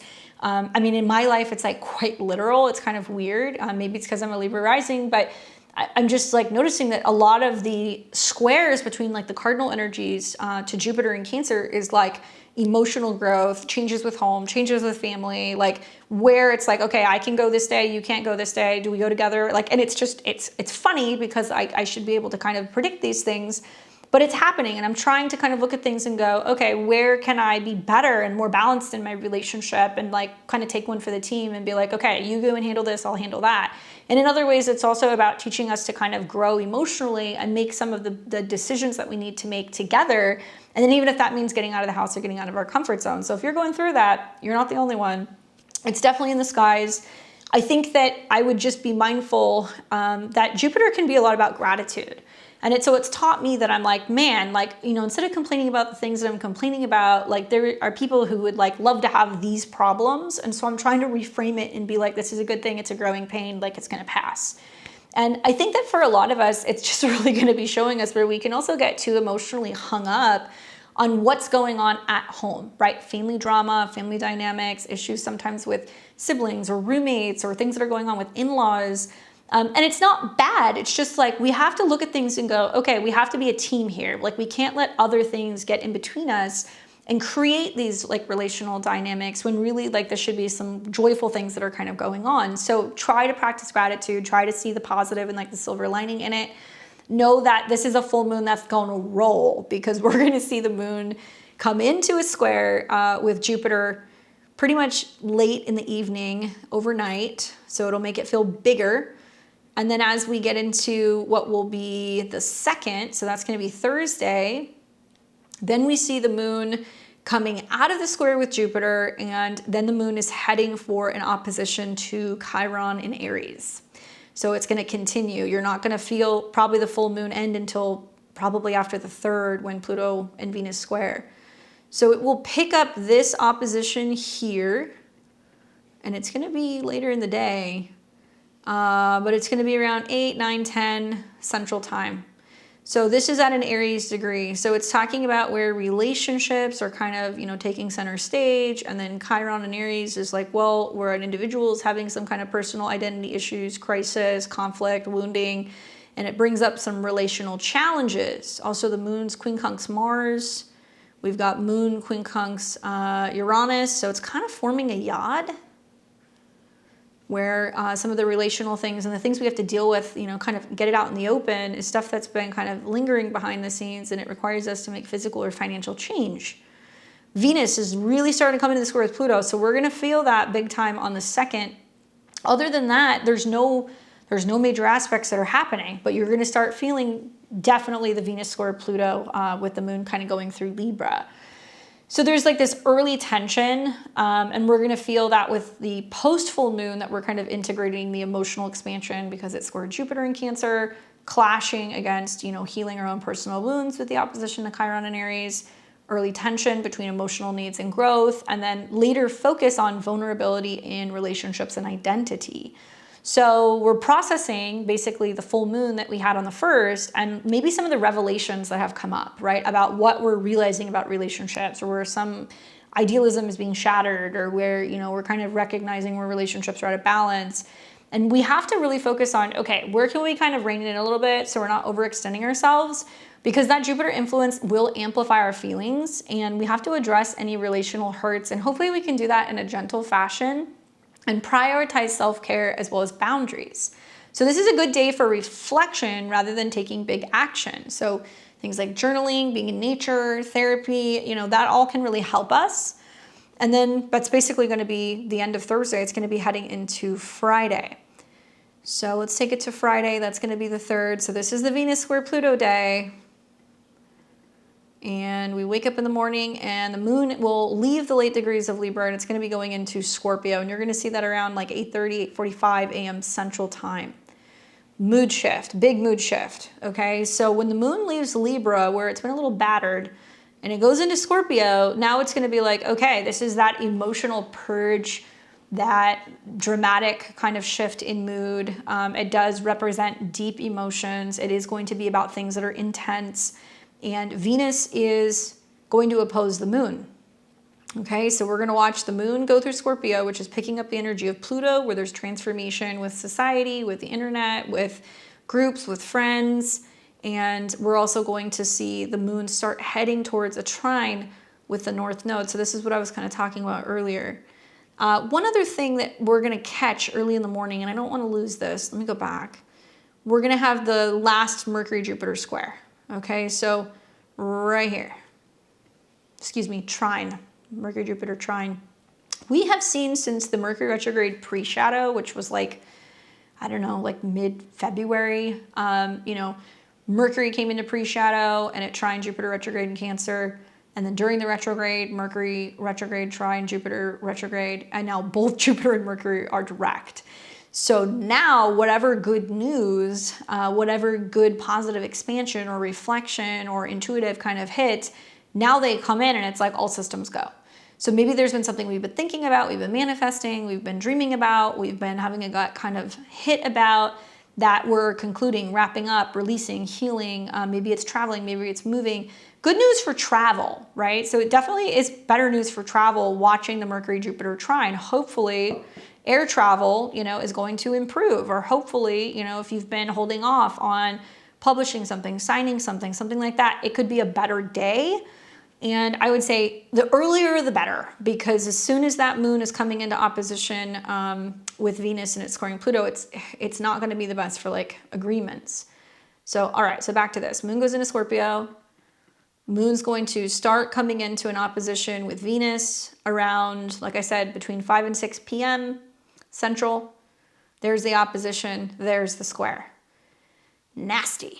And the sun's applying to a square with Jupiter too. Oh boy. I mean, Friday is definitely gonna be a big day. Probably, I would say that the silver lining is Mercury in Pisces trine Jupiter in Cancer, because that means that we can have better communication. We can speak from the heart. We can be more understanding. We can be more sympathetic. We can be better connected. But it's intense with that moon going through Scorpio. And I also think that even if the moon wasn't going through there, the Venus square Pluto was definitely going to kind of kick up some dust. So Scorpio moon, what it does is it deepens emotions, and it brings focus to power dynamics, intimacy issues, shared resources, taxes. And the oppositions and the squares that we're seeing to Venus and Pluto are highlighting tension around values, money, control in relationships. The Mercury-Jupiter trine, especially with the moon, which will be trining the north node, is kind of saying, you know what? Let's just let it go. Let's release it. Let's just get it out with, and let's just do it now. And I think that will open up and offer an opportunity for us maybe to be more hopeful, more communicative, and kind of aligned with the soul growth, and recognizing that certain things have kind of reached its limit. So if you're dealing with like debt, loans, borrowing, credit card stuff, those things can be kind of tricky on this day because it looks like there's going to be some challenges here. The key here, I think, is to embrace, the depth without obsession, which is easier said than done with both Moon and Venus square Pluto. This is a day that's going to get your goat. And you have to be mindful of not playing into Pluto's tricks where you're going to be like, oh, tit for tat, or, they hurt me, so I'm going to hurt them, or kind of digging and obsessively trying to kind of find something. Scorpio energy really rewards honesty, and it rewards release. So I think if something's meant to come out, it'll happen when the Venus is squaring Pluto. It'll also happen when the moon is squaring Pluto. And we're going to probably see something get stirred up in regards to jealousy, power struggles. And this is about transforming them consciously, using the positive trines that we're going to see to really, focus on meaningful talks and like visionary planning. So ground those intense energies through movement, through creative outlets, because this is happening at a 5. But if something's going to come out, it's going to come out. I mean, financial scandals, sex scandals, banking scandals, banking crimes. And maybe Mercury trine Jupiter is like, oh, it can kind of sneak away. There will be some stuff that can kind of come out through the media that we can kind of hide because there's all this kind of drama that's going on financially around in the world. But likely you will see that there's going to be some releases or some drops of some things that are pretty prominent court cases or decisions that are being made. And it's like most people are going to have no idea because they're wrapped up in what's going on out in the world. So the moon's going to keep moving through Scorpio. It's most intense, I would say 5, 6, 7 p.m. on Friday night. Like, this is not a night that I would want to be out and about doing things personally. That's just me. Pluto is in Aquarius. It's about crowds of people, right? And then Mars and, Moon and Venus are in opposition. Like, you're going to see this is the night that's like, relationships, people get into a spat at a bar and it's like a scene, or, people are kind of getting agitated with their kids because they're not behaving or listening. And the moon in Scorpio in opposition to Venus is like this longing for something we cannot have. And like the drama that plays out like on the socials, Pluto and Aquarius. So skip the drama, stay home Friday night. That's my advice. Keep an eye on your kids. And then this is going to start picking up a trine to the north node in the late PM hours, which is probably good for just cleansing, detoxing, getting stuff out of our system. And then we're going to wake up on the 4th, which is going to be Saturday. And the moon is still in Scorpio, but it's going to make some better aspects. I actually really like the morning aspects because the moon's going to trine Jupiter, which obviously it's the dispositor of that. And the moon's also going to trine Mercury. So it's like, if there's drama on Friday night, I would like just bite my tongue. And then Saturday morning, I'd be like, you want to talk about it? Like, that's what I would do looking at some of these aspects, because at least Venus is coming out of the opposition with Pluto. And I do feel like there can be a sense of learning not to react to something Friday night and really just like sleeping on it and seeing if you feel differently in the morning. Now, there's a grand water trine in the air. There's no major aspects, though, that are kind of going on Saturday. So it's a little bit more quiet, but that Scorpio moon in conjunct in quincunx the sun in Aries, it's a lot of Martian energy in the sky, okay? Like, it's a lot. And like Mars is ruling both the sun and also the moon, and it's just chilling in Pisces. So I could see it for some people that like there's like this like quiet rage that's like kind of behind the scenes, and it's like, okay, plotting or waiting to take some kind of action, or maybe really reflecting on what has kind of come up, Friday night that was intense, and like how you can transmute some of that negative stuff. So there's a lot of emotional intensity here that's going on like beneath the surface. It's kind of like just starting to kind of simmer. And I think we can really focus on channeling that into intuition, into expansion. The Mercury, moon trine is really nice for harmonious flow and deep conversations, emotional insight, learning, nurturing, growth. Like, I love this for detoxing, for purging, for cleaning up closets. I love it for maybe, having a therapy appointment if you can do one on Saturday, if you are doing some soul searching, some cleansing, some cord cutting, even like anything where you want to remove some toxic emotion from your system, or you want to clear something out of your system, would be really good for that.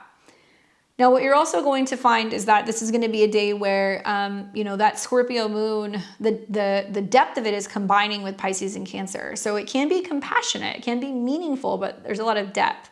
So I like this for like diving into research, intimate sharing, spiritual, emotional processing. This is very fertile for healing talks and kind of planning long-term goals.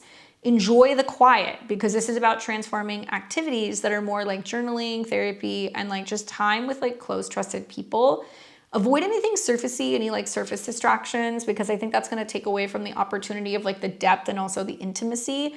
Some of you guys really like this energy where you're like, yeah, I can have really intense, like engaging conversations with people where like I just really feel close. And like other people are going to be like, this is too much water, you know, and they're like ugly crying. So if you're a fire sign, you know, or an air sign, you might kind of feel a little uncomfortable with the feelings that are coming up.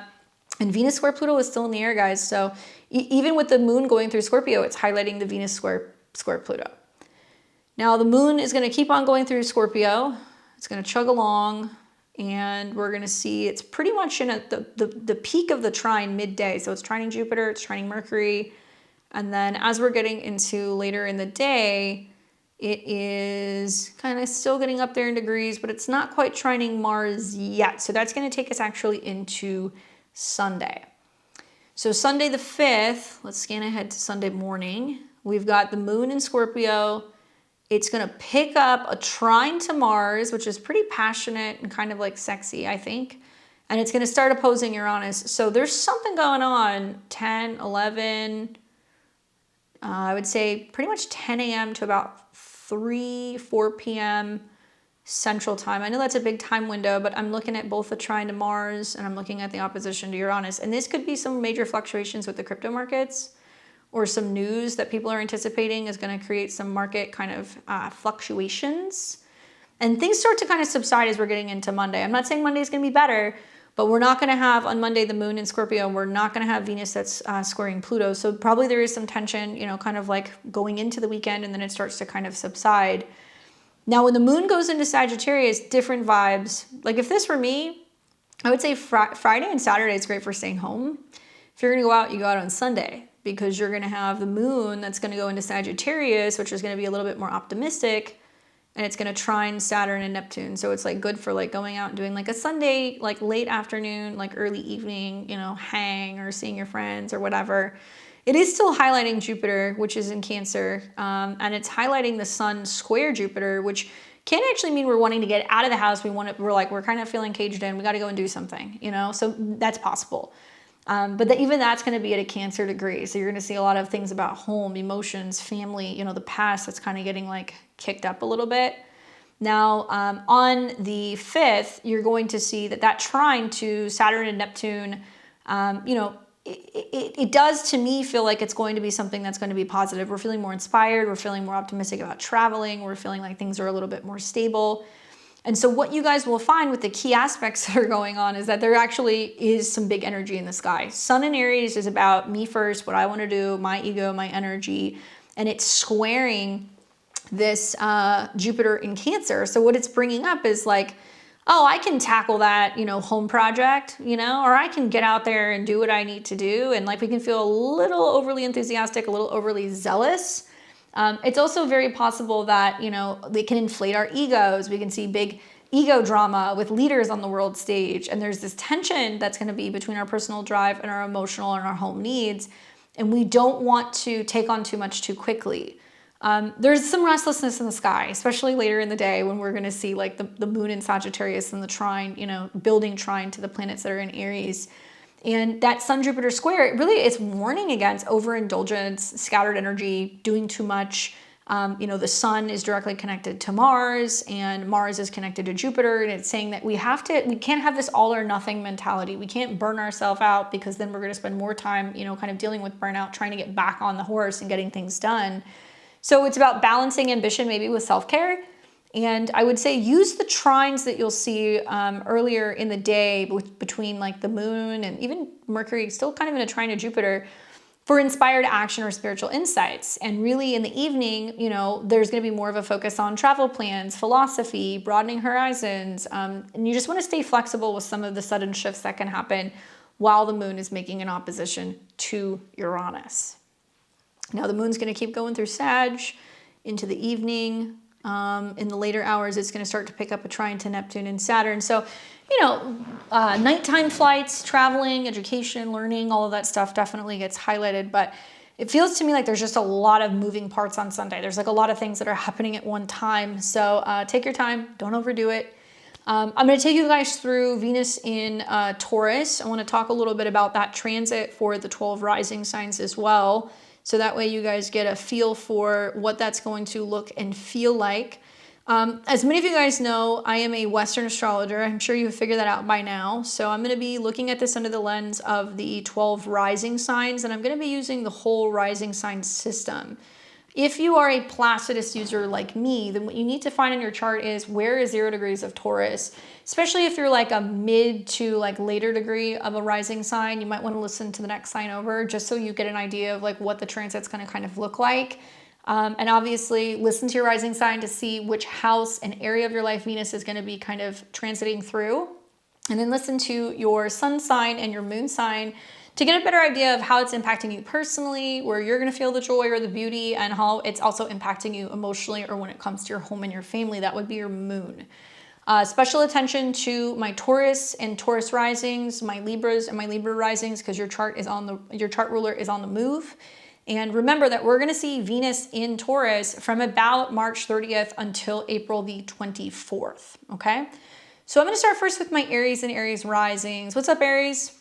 I think you guys are going to like this transit. I mean, it does spell out some potential good stuff for your finances. Now, that's because Venus is going to be transiting through your second house, which is going to be dealing with your self-worth, your income, your possessions, anything that deals with jewelry, luxury, spending, eating, all of that stuff. And Venus is not just tied to the second house, it's tied to the 7th house of relationships as well. So clients, your marketplace, your relationships, your spouses, potential, kind of romantic connections. And so what you'll find is with this theme with Venus going through the second house, just generally, is it focuses on kind of building a rock solid self-worth. And it's about attracting people who are stable, and it's about having more connection and kind of like sensuality. So what you can find, first of all, is that money or gifts can flow much more easily. Maybe you feel more desirable and you're kind of attracting partners who value security and also loyalty. Maybe you're bringing in more clients. Maybe you're having, indulgent food with a partner. You're more likely to kind of indulge in like luxury related goods. The one thing you want to kind of keep in mind is that right off the bat, it's going to square Pluto in Aquarius. So there could be some jealousy that's kind of going on with friends or social groups or issues like that. Some difference of opinions also about how to spend money, where your money is going to be kind of best put or invested into. And after you start getting out of that, it's going to then start coming into a sextile with Jupiter and Cancer. So I could see a lot of good home, family, property things for Aries and Aries risings as you're kind of halfway through the transit. At the end, it's going to conjunct Uranus, which means there's going to be a shocking change to your financial situation, your style. It could mean that there's some good money stuff that's kind of happening. And I would just say, Venus going into the second house, you can splurge a little bit. Like if you've been waiting to buy something that's going to be more luxurious, or land or things connected to property, maybe things that make you feel worthy. So higher quality clothes, a new perfume or cologne, some nice sheets, good food, right? This is also about reminding yourself that you are enough, and in relationships, slow down, focus on that connection with other people, focus on physical connection and presence rather than intensity, all right? Good luck, Aries. I hope it's a good one for you guys. All right, my Tauruses. For Taurus and Taurus rising, obviously Venus is moving through your sign, so it's one of the kind of peak periods for you throughout the year. Venus rules your first house of your body, right? Your identity, your appearance, and it's also directly connected to your 6th house of health, habits, and routine. Service, pets, things that are also connected to your coworkers. And so when you see Venus going through your first house, first of all, this is the time to like take a picture of yourself. This is the time to be like kind of feeling yourself, maybe spoiling yourself a little bit. It's going to be about pure self-love and embodiment. And so now like your presence becomes a little bit more magnetic. And I predict for my Taurus and my Taurus risings that you're going to glow, right? You're going to have a moment where you're going to have a glow up, and like people are going to notice you. Maybe this is about small daily rituals that kind of turn into deep pleasure and potentially even an improvement when it comes to your health or maybe even your work environment. Maybe part of spoiling yourself is also about physical movement. It can also mean about service for other people or partnerships. And I think really to kind of feel your way into this, I would create a slow morning routine. Maybe it's going to be a new skincare routine that you're doing in the morning. Maybe you're buying yourself flowers. Maybe you're making, like more decadent breakfasts and dressing in fabrics and things that feel amazing for your skin and things that really highlight your natural beauty, and letting your body lead and like resting when you need to rest. Now, obviously, you're going to feel a whole slew of things throughout this transit. It's partially because, it's going to first square Pluto in your 10th house, where you're kind of transforming your identity outside of who you are in the workspace. Yeah, there could be a little bit of tension between what you need to do for you and what you need to do at work, but I would say there could also be a little bit of like jealousy or possessiveness that can be coming up in your relationships as well, especially when it comes to your career. And then you're going to see Venus start sextiling Jupiter, which is going to be great for spending time with siblings, getting cars, going on short distance trips, picking up new gadgets. And also it will eventually kind of have this grand finale as it's hitting Uranus in your sign. So I think a lot of you guys are going to be feeling like there was a big dramatic change to your appearance or your body. This is kind of completing and concluding what has been years of having Uranus in your sign. I think a lot of you guys are going to breathe a sigh of relief because you're going to go, okay, the tension is over. Now it's shifting to a new area, or it's going to be all of the hard work, the dedication, putting myself in this position of like having to work hard and grind. Now I'm really starting to see the changes and now I can focus more on me. So I hope it's a good one for you, Taurus. Definitely let me know how you're feeling with this transit. Gemini rising, you guys are going to have Venus going into the 12th house in the sign of Taurus. Obviously, this is like a little bit more behind the scenes for you guys, but nevertheless, it's still a good transit. The 12th house deals with anything that's subconscious. It's about solitude. It's going to be about rest, recuperation, healing, foreign lands, and kind of like romantic kind of connections that are kind of, they're just kind of hidden. Now, Venus is directly tied to your 5th house of creativity, self-expression, romance, and children. So there could definitely be some like romantic flings that are going on for some Geminis or Gemini risings. You can also feel that you're a little bit more private now. Maybe you're feeling a little bit more kind of dreamy when it comes to self-love, or maybe there's something that's secretly kind of fueling your desires, your inspiration, maybe more of a creative spark or like a romantic spark that's kind of happening, and you're feeling kind of inspired and like otherworldly about love and art or beauty. Now, what I predict that can happen for some of you guys is that there can be like a little bit of like a hidden crush going on, maybe some like gentle romantic healing. And creative projects can feel more pleasurable and abundant, especially if you're somebody who like works in a private studio or if you have like a private office.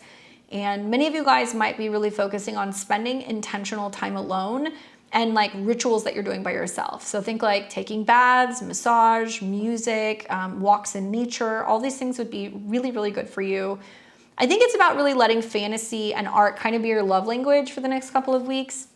And when you emerge and you come out of this, flirtation is going to feel a little bit more effortless and sweet. I always call this transit like the cocoon period when you have planets going through the 12th house. So a lot of you guys might be secretly planning and plotting to, I'm going to be traveling to a foreign land, or I'm going to be, going through like a 30-day kind of like reset, and I'm preparing for, these planets that are going to be getting ready to come into my sign here in a couple of months. And there's this transformation that's kind of going on internally or privately, which will become more visible probably when Venus is in your sign, maybe when Uranus moves into your sign here in about a month. What you'll see is that it's going to square Pluto. So it may represent some big transformations in terms of your beliefs about the world, or potentially even about travel, or even about money or resources. And then you'll also see Venus start sextiling Jupiter. So a lot of you guys will be doing some like money mindset manifestation. You're going to be doing some abundance altars. You're going to be working with Venus in a ritualistic way to clear the paths and bring in more abundance and better resources, as well as better self-esteem. As it's coming into conjunction with Uranus, I do think that some of my Taurus and Taurus risings just might have a sudden kind of change in terms of how they want to dress, how they want to look, their style.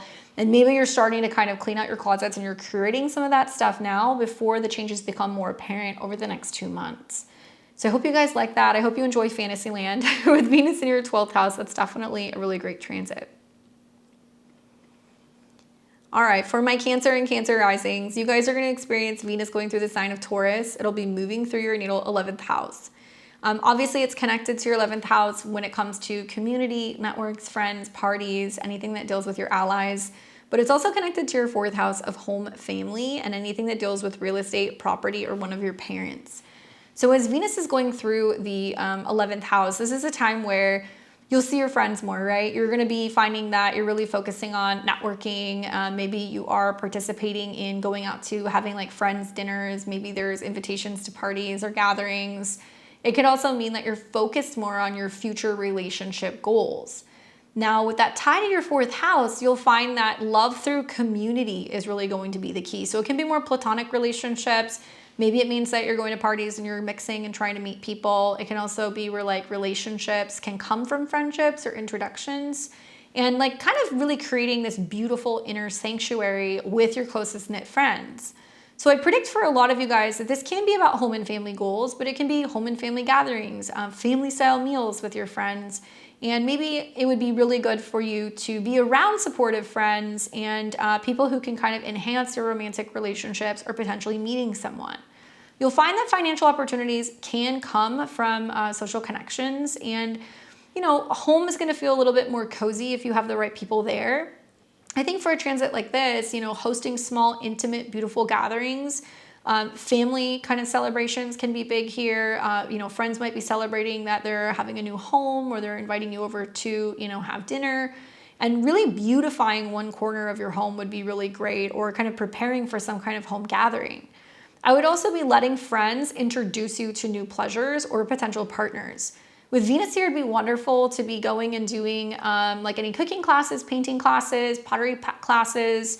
If you want to go outside, you want to go hiking, if you want to go and do picnics in the park with your friends, like that kind of stuff would be really wonderful.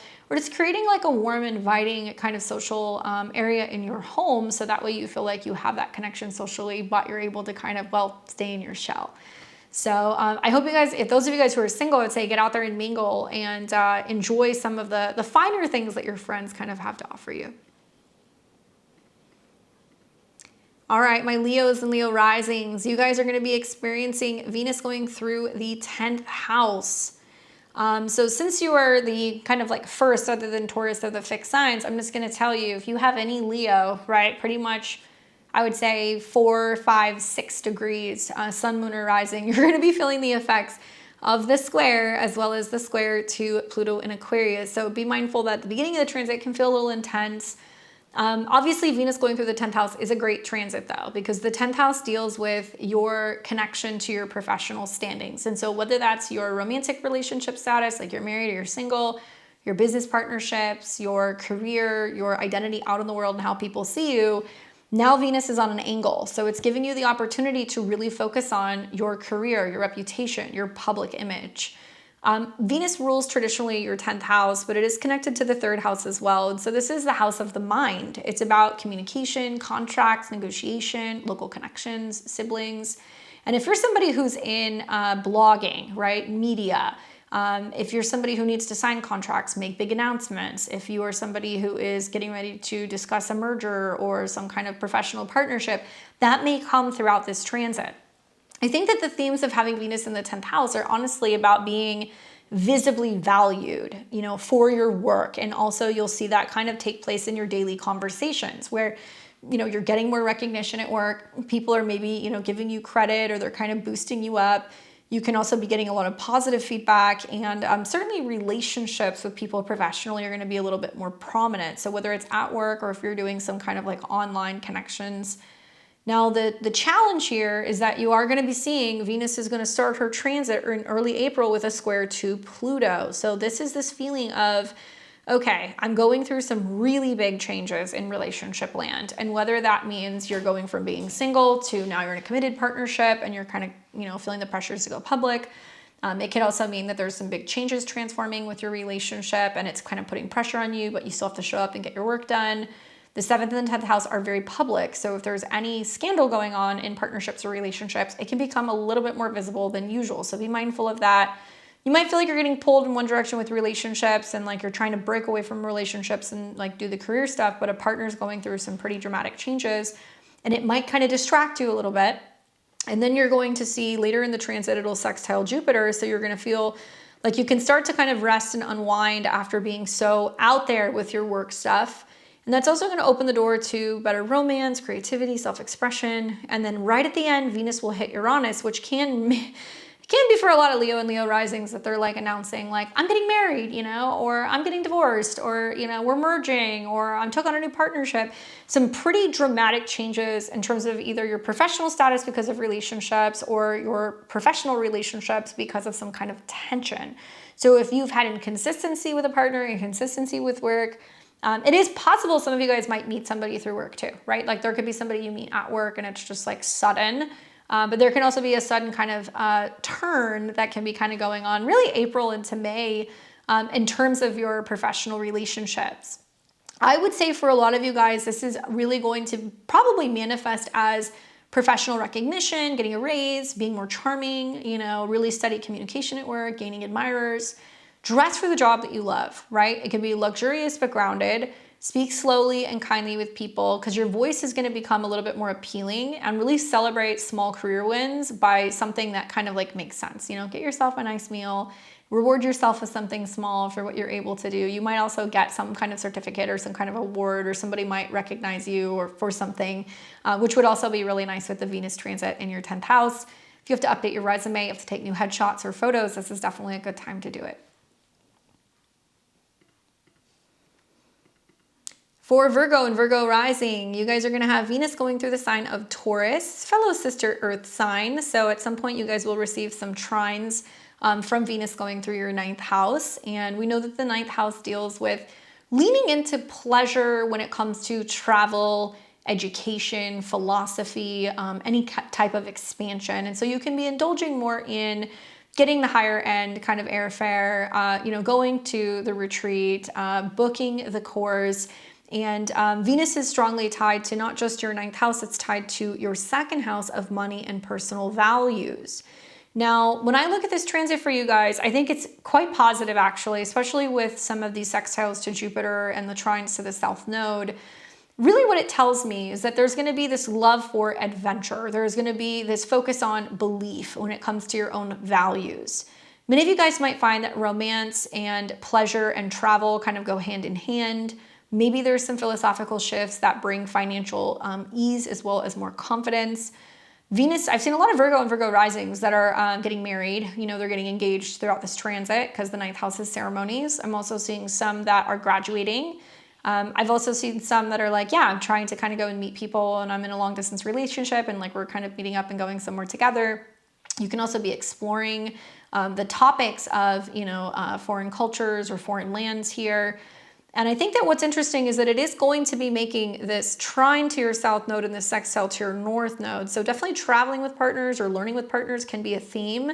Or if you are doing education or you're going on a trip, it can open the door to meeting someone. Now, Venus will first come into a square with Pluto. So it can look like there is some trickiness with like some scheduling issues or like some drama at work that's making it challenging for you to kind of break away and like enjoy yourself. But when you get outside of that, then you're going to see Venus is going to start coming into a trine with your South Node, a sextile with Jupiter, and that's going to be a better time to connect with friends, to book trips, to go places, to take classes, to really enjoy yourself. And at the end of the transit, she's going to come into conjunction with Uranus in Taurus. And so this is kind of saying like there is a breakaway coming one way or another, you know, Virgo, especially if you're an early degree, because, well, Uranus is going into your 10th house. So you're kind of up for like a career upgrade.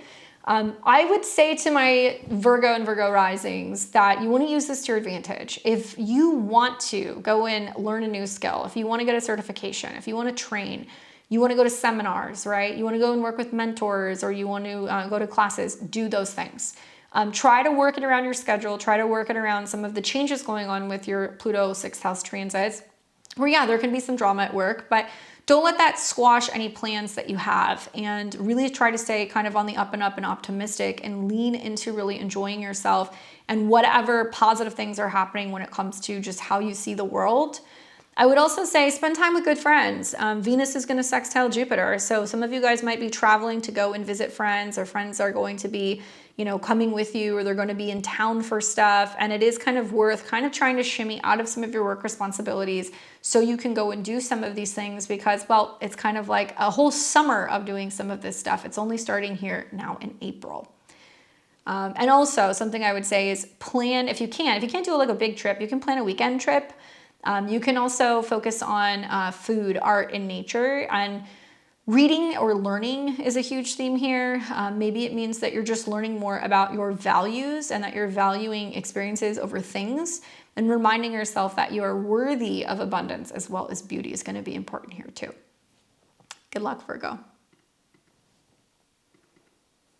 All right, my Libras and Libra risings, your chart ruler's on the move. Venus is switching signs. She's going to be leaving Aries, where she has been moving through your 7th house.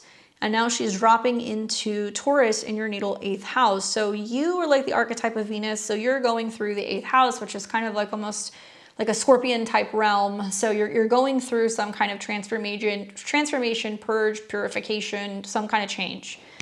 It could go one of two ways. So on one hand, I think about how you've already gone through the gauntlet of having Venus hitting with Saturn and Neptune in your 7th house, and there's been some relational issues that have come up in recent weeks. So for those of you guys who've been going through that, Venus going into the 8th house can mean things like, can we heal these relational wounds? Can we focus on intimacy and security? Can we get into therapy? Can we trust each other again? And it can also mean, if not, then this is that sense of you going through that transformation and the willingness to really dig deep into all of the entanglement that you have with other people, emotionally, spiritually, financially, the list goes on. That's because the 8th house is a house that deals with intimacy. It's about shared resources. It's also about transformation. So Venus in that connection to your 1st house, which is the self, body, and identity, tells me that it's kind of a mind, body, soul transformation that's happening for Libra risings. The positive is that obviously Venus going through the 8th house means that you can actually be blessed with resources from other people. So if you're in a partnership, you can find that your partner is somehow kind of contributing or making more money. You can be focusing on investments. You can also find that this is a time that it's about deep merging. So there's a lot more sexy time with Venus in the 8th house. It's also going to be about reclaiming your power through pleasure. Now, I'm predicting that there's just a lot more kind of like sexual magnetism, emotional chemistry. This is like, I always laugh as a Libra rising when Venus goes through here. It's like, yes, this is the time that you wear the lingerie, and like you have all of like the sexy things that makes you feel like wanted. But it can also be a time where there's just a lot more emotional chemistry. And maybe you're just feeling like, wow, I have the support and security from another person.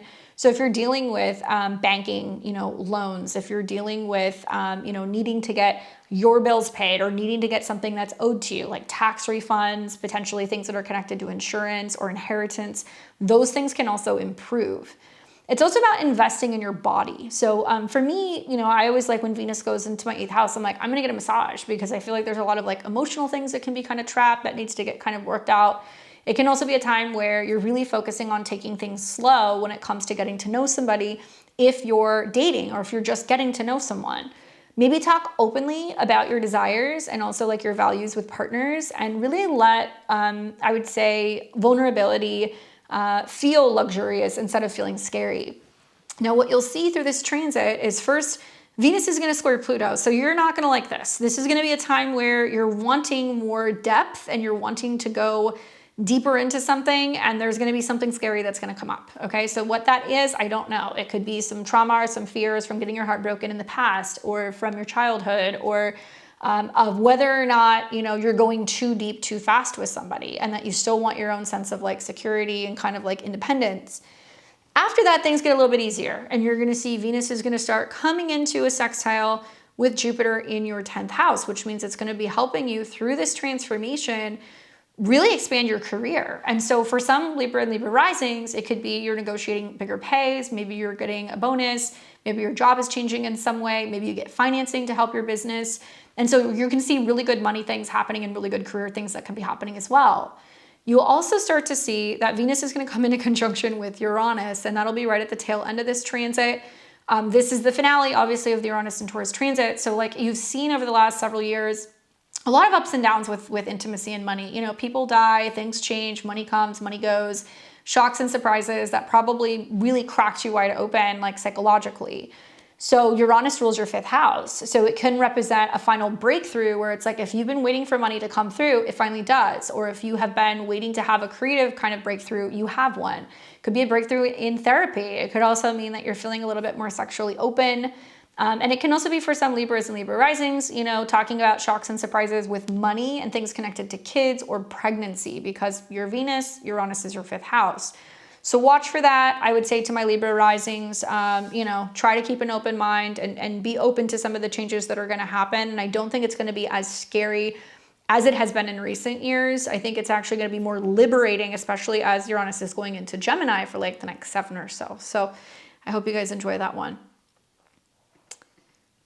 Scorpio risings. You guys are going to see Venus entering into the sign of Taurus, your opposite sign, in your 7th house. So look, Venus loves Taurus, right? And Venus loves the 7th house. So this is actually a really great transit for my Scorpio and Scorpio risings. If you are single or if you are in a relationship, it's great. You're just going to see a little bit of friction that's going to be kind of bookending the entire transit. So Venus deals with your 12th house, which can be relationship karma, things that are hidden, foreign lands. It could be about, you know, things that are subconscious to you. It can also be very much kind of connected for you guys to just hidden matters and healing. While Venus through the 7th house deals with partnership, one-on-one relationships, clients, spouses, anything that's going to be dealing with also women. So your relationship to women or artists or creatives. And as she comes into your 7th house, she's really trying to bring you the gift of, well, better relating, slowing down, having more connection and intimacy with a partner. So it doesn't matter if you're single. If you're single, get out there and mingle, because you're going to see some sextiles to your 5th house, which could really open the door for dating, you know, exploring, kind of meeting people. And you're also going to see that right off the bat, she's going to square Pluto, which is you. And in one hand, it's either going to be you that has kind of like the upper hand in the situation, or maybe it's going to be a family situation. It could also mean that it's like a home dynamic that somehow potentially kind of there's a little bit of tension in the air where you're a little reluctant to want to change something about where you live, how you're living, your emotional tendencies, a family dynamic. And you're going to see that there is going to be some unexpected pressure that's going to be coming from a woman. So it could be your family, it could be your partner, it could be your spouse, it could be your best friend. Somebody's going to basically be challenging you and being like, hey, why don't you like get out of your comfort zone? And you're going to be like, no.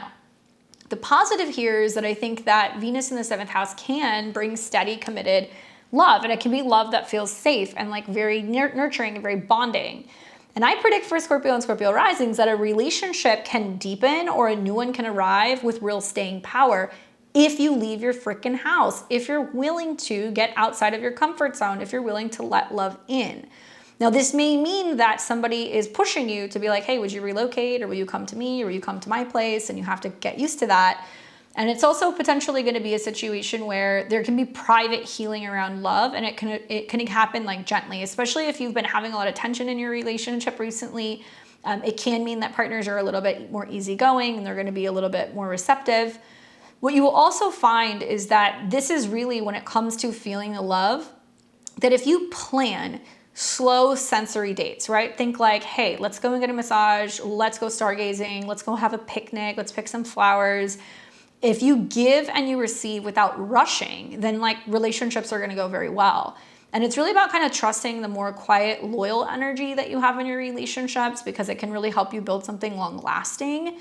And towards the end of the transit, you're actually going to see Venus is going to sextile Jupiter, which means that you could have somebody who's more receptive to say, hey, let's go on a trip, let's travel, or let's plan one. It can also mean that there is going to be more harmony that you can be having with your partnership and education or potential relocations.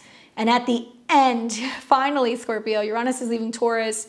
You will have Venus conjunct Uranus. And that tells me that there is going to be a relationship that's going to play a huge role in a pretty dramatic change that's going to happen with your home or your living situation. Granted, it can mean, like, let's say a partner is saying, hey, make up with your parents, or, you know, hey, why don't you move in with me, or something like that. There's going to be some kind of change. And even looking at Uranus going into your 8th house, It's this sudden dramatic change in your finances and your home, where some Scorpio and Scorpio risings will be like, oh, I inherited money, so therefore I'm moving, you know, I got property, or I'm moving in with somebody, so we're merging our resources, or, you know, there's a dramatic relationship shakeup and change, and so now we are separating. Something big in terms of home, money, and partnerships is all kind of on the horizon in the next month. I'm more optimistic about it. I just feel like I would say to you, expect the unexpected, knowing that Venus and Uranus are going to be at 29 degrees. So Scorpio, I hope it's a good one. Let me know what happens. Sag and Sag rising, you guys are going to see Venus is going into the sign of Taurus, moving into your natal 6th house. Venus in the 6th house, this is interesting because love requires work, right? Maintenance, cleaning up, like taking care of others when they're sick, kind of not always seeing them in the best shape. Venus is tied to your 11th house of friends and allies. So it can be about just really focusing on the relationships with people at work, tending to animals, helping take care of partners. It can also be about leaning into being a little bit more focus on embodiment, focusing on rest. You might be really prioritizing whole foods and things that are going to be more kind of sustainable and things that are going to be natural or like organic. This is also going to be about tying friends and community to your 6th house of work and habits. So really Venus here teaches us that there has to be love every day through, and I think through that connection with like supportive circles or supportive habits. So I predict for you guys that you're going to find that work can actually feel more pleasurable. Maybe it feels more pleasurable because you're bringing flowers into the office, or you're decorating, you know, your office space. You're bringing in some plants. You're bringing in some crystals. Maybe you decide to bring your dog to work this week, you know, like that kind of stuff. It could also mean that this is a time where friends bring romantic or financial gifts, right? So they're kind of saying, oh, you know, like you're looking for a job, let me connect you with this person. I'll help you get employed. Or people come to see you at work and they're bringing you something sweet. I would say to make this feel more like luxurious and indulgent, make your daily routine beautiful, right? I like to do this when I have Venus in my 6th house. I always clean up my altars. I bring flowers into my space. I burn some incense. I'll kind of readjust some things. I also really like to focus on making food that's delicious, but things that are healthy. So finding healthier options for some of the stuff that I'm eating. It'd be wonderful to see you guys working out outside. It'd be wonderful to see you guys spending a little bit more time with your furry friends, saying yes to group activities. That might be more physically active outside, but it doesn't have to be strenuous. It can be something you enjoy and you can take your time. Also, let friendships be a soft landing for romance. There is a possibility that, you know, friends are like, hey, like, let's go out and like do this outdoor event. And you're like, I don't want to do that, but you're willing to go. And then you go and then you meet someone, right? Especially if you're a single Sag rising. Especially if you're a single Sag rising, Uranus is going into your 7th house. So there's going to be some relationship opportunities. You're going to see Saturn's in your 5th house. So you mean serious when it comes to like love and health matters.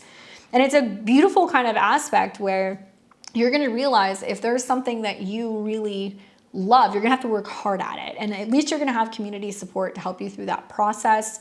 Try to add a little bit more, I think, beauty to your routines. And so even if that means you're throwing on, you know, a little makeup before you go to the gym, or if you're deciding that you want to feel incentivized to work out, so you get like a nice workout outfit or some sneakers or something to feel more stylish while you're doing some of this stuff, would definitely be a great use of the energy. So Sag, I hope you enjoy this one. I hope it's beautiful. Oh, I should tell you the aspects, sorry. You're gonna have Venus square Pluto, which is probably gonna bring up some issues where there's a little bit of like having to work your mind around the idea of changing your routines. And probably it'll come through the help of like, once again, friends, Aquarius, or changing your mindset. It is possible there could be a difficult time like communicating with your friends and working around a work schedule. And then Venus will sextile Jupiter, which is going to be kind of midway through the transit, which is like, wow, through the physical changes and the routine changes, you're feeling a little bit better emotionally and you're feeling a little bit more optimistic and you're open to the idea of change. And then Venus will start coming into conjunction with Uranus, which means some of you guys might radically change something about your workspace or about your kind of schedule. And then Venus and Uranus will go into your 7th house. So the 6th house is like preparation, like you're kind of preparing before you go through like a bigger change. So I could see some Sag and Sag risings that are like, yeah, I'm trying to meet somebody. So like I'm trying to get into healthy habits or eating or kind of like lifestyle changes. And so that might be part of it. But it can also mean that you're maybe working in a new space and you're working with friends, or you're creating some kind of communities at work, really kind of livening up and exciting that whole aspect of meeting and connecting with other people later in April and also in May. Good luck, Sag. All right, we have got my Capricorns and Capricorn risings. Love this transit for you guys. Venus going through Taurus in your natal 5th house. Obviously, this is the house that deals with romance, self-expression, joy, taking chances, having fun, children, dating. And Venus is also tied to your 10th house of your reputation, your career, your status. So a lot of it can be your career status, your relationship status. And as Venus goes through your natal 5th house, because it's another earth sign Capricorn, it's going to be trining you by sign. So I think you're really going to like these transits. Obviously, when you see Venus go into the 5th house, you become a little bit more playful, right? So there's this sense of wanting to be in the sandbox, wanting to play, wanting to create, wanting to paint. It's also about sensual romance that gets boosted, and also just feeling more of wanting to have a public presence and showing other people what you've created. So whether it's your art, if it's your business, if it's your kids, you're going to be, look at this thing that I created. And I predict for a lot of you guys that dating is going to feel like delicious. It's going to feel like you're really enjoying taking your time, or maybe hobbies that might be very enjoyable and kind of slow, and creative projects. If you have children, time with your kids are going to be really prominent. If you don't, you might be thinking about them. And you might feel like there's just a little bit more focus on visibility, and like people are going to be like noticing like, oh, you look different, like you look happier, like what's going on, which I know sounds counterproductive because some of the transits going through your 10th house, your 4th house, excuse me. But it might mean that even though there's like a lot of things changing with you internally and kind of behind the scenes, the changes that you're making are to bring more joy into your life. And maybe a boyfriend, a girlfriend, your children are somehow helping you through this phase of like making some of these changes. Now, I predict for a lot of you guys that if you work with this transit and you really focus on scheduling fun, and I mean like fun dates, like let's say you're doing a, sip and paint, kind of date, or maybe you're getting into dancing, or maybe you decide that you want to get into doing ceramics, or you're going to be gardening or cooking together. These are great ways to kind of spend your free time, whether you're single or alone. This is also going to be about creating something beautiful, like with your hands. So this is about letting pleasure remind you that success can actually feel good, not just serious. You'll see Venus is first going to square Pluto. So the only catch here, and I go through these transits every year because I have Pluto in the 2nd house. It's like there will be this fixation where I'm like, I want to do this thing, like this is this hobby I want to do, and not going like all in on it, especially if you're starting a new hobby that's like crafting and you have to get all the supplies and all of the things, and you're like, okay, I'm taking that risk and I'm making a big like impulse kind of purchase. It could also mean that this is a time where you're really reassessing, can I simplify the way that I'm dating or having fun or raising my kids, or even like starting a business? Like, do I have to use a lot of things or invest a lot of things in order to enjoy myself? And Taurus really tells us we can strip it all down. It can be very simple. It doesn't have to be complicated. You're also going to find that there's going to be a sextile that's going to happen to Jupiter in your 7th. So for my single Capricorn and Capricorn risings, this is like really good for dating and like meeting people and like having a connection and feeling like that's really growing and developing. And maybe through this new hobby you meet someone, or maybe through like doing some of these new crafty kind of things with a partner, the relationship grows, right? Love grows, commitment grows, and there's opportunity to kind of learn and like share with one another.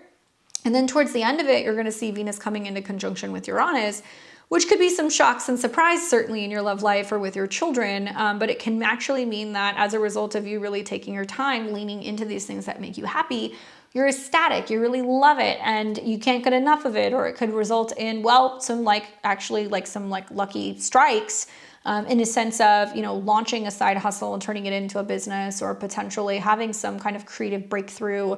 And also something about your status changing. So it can mean, oh, I'm a parent now, or like, now I'm like working independently and I've like launched my own thing. And it's the finale of the Uranus and Taurus transit. So it may mean for a lot of you guys that there is this big creative breakthrough coming. I would encourage all of you guys to just really not take things too seriously, create things, have fun, be really present with the moment, enjoy. Things can feel heavy, I know, with all this energy in your fourth house, but you need things that are going to be uplifting. That's also going to give you a reason to kind of keep going. So I hope you enjoy that transit, Capricorn. Definitely let me know what happens. Aquarius and Aquarius rising. You guys are going to have Venus going through Taurus in your natal fourth house. Obviously, you're a fixed air sign. So if you're like 4, 5, 6 degrees of Aquarius or Aquarius rising, you're going to be feeling the impacts of this transit because of the Pluto square. Venus deals with your 9th house. So anything connected to teachers, travel, mentors, legal matters, potentially even anything that deals with traveling, right? So having Venus going into your 4th house usually materializes as a situation where you have a woman coming to stay with you. Could be a family member, could be a friend. It can also be the family connected to your father.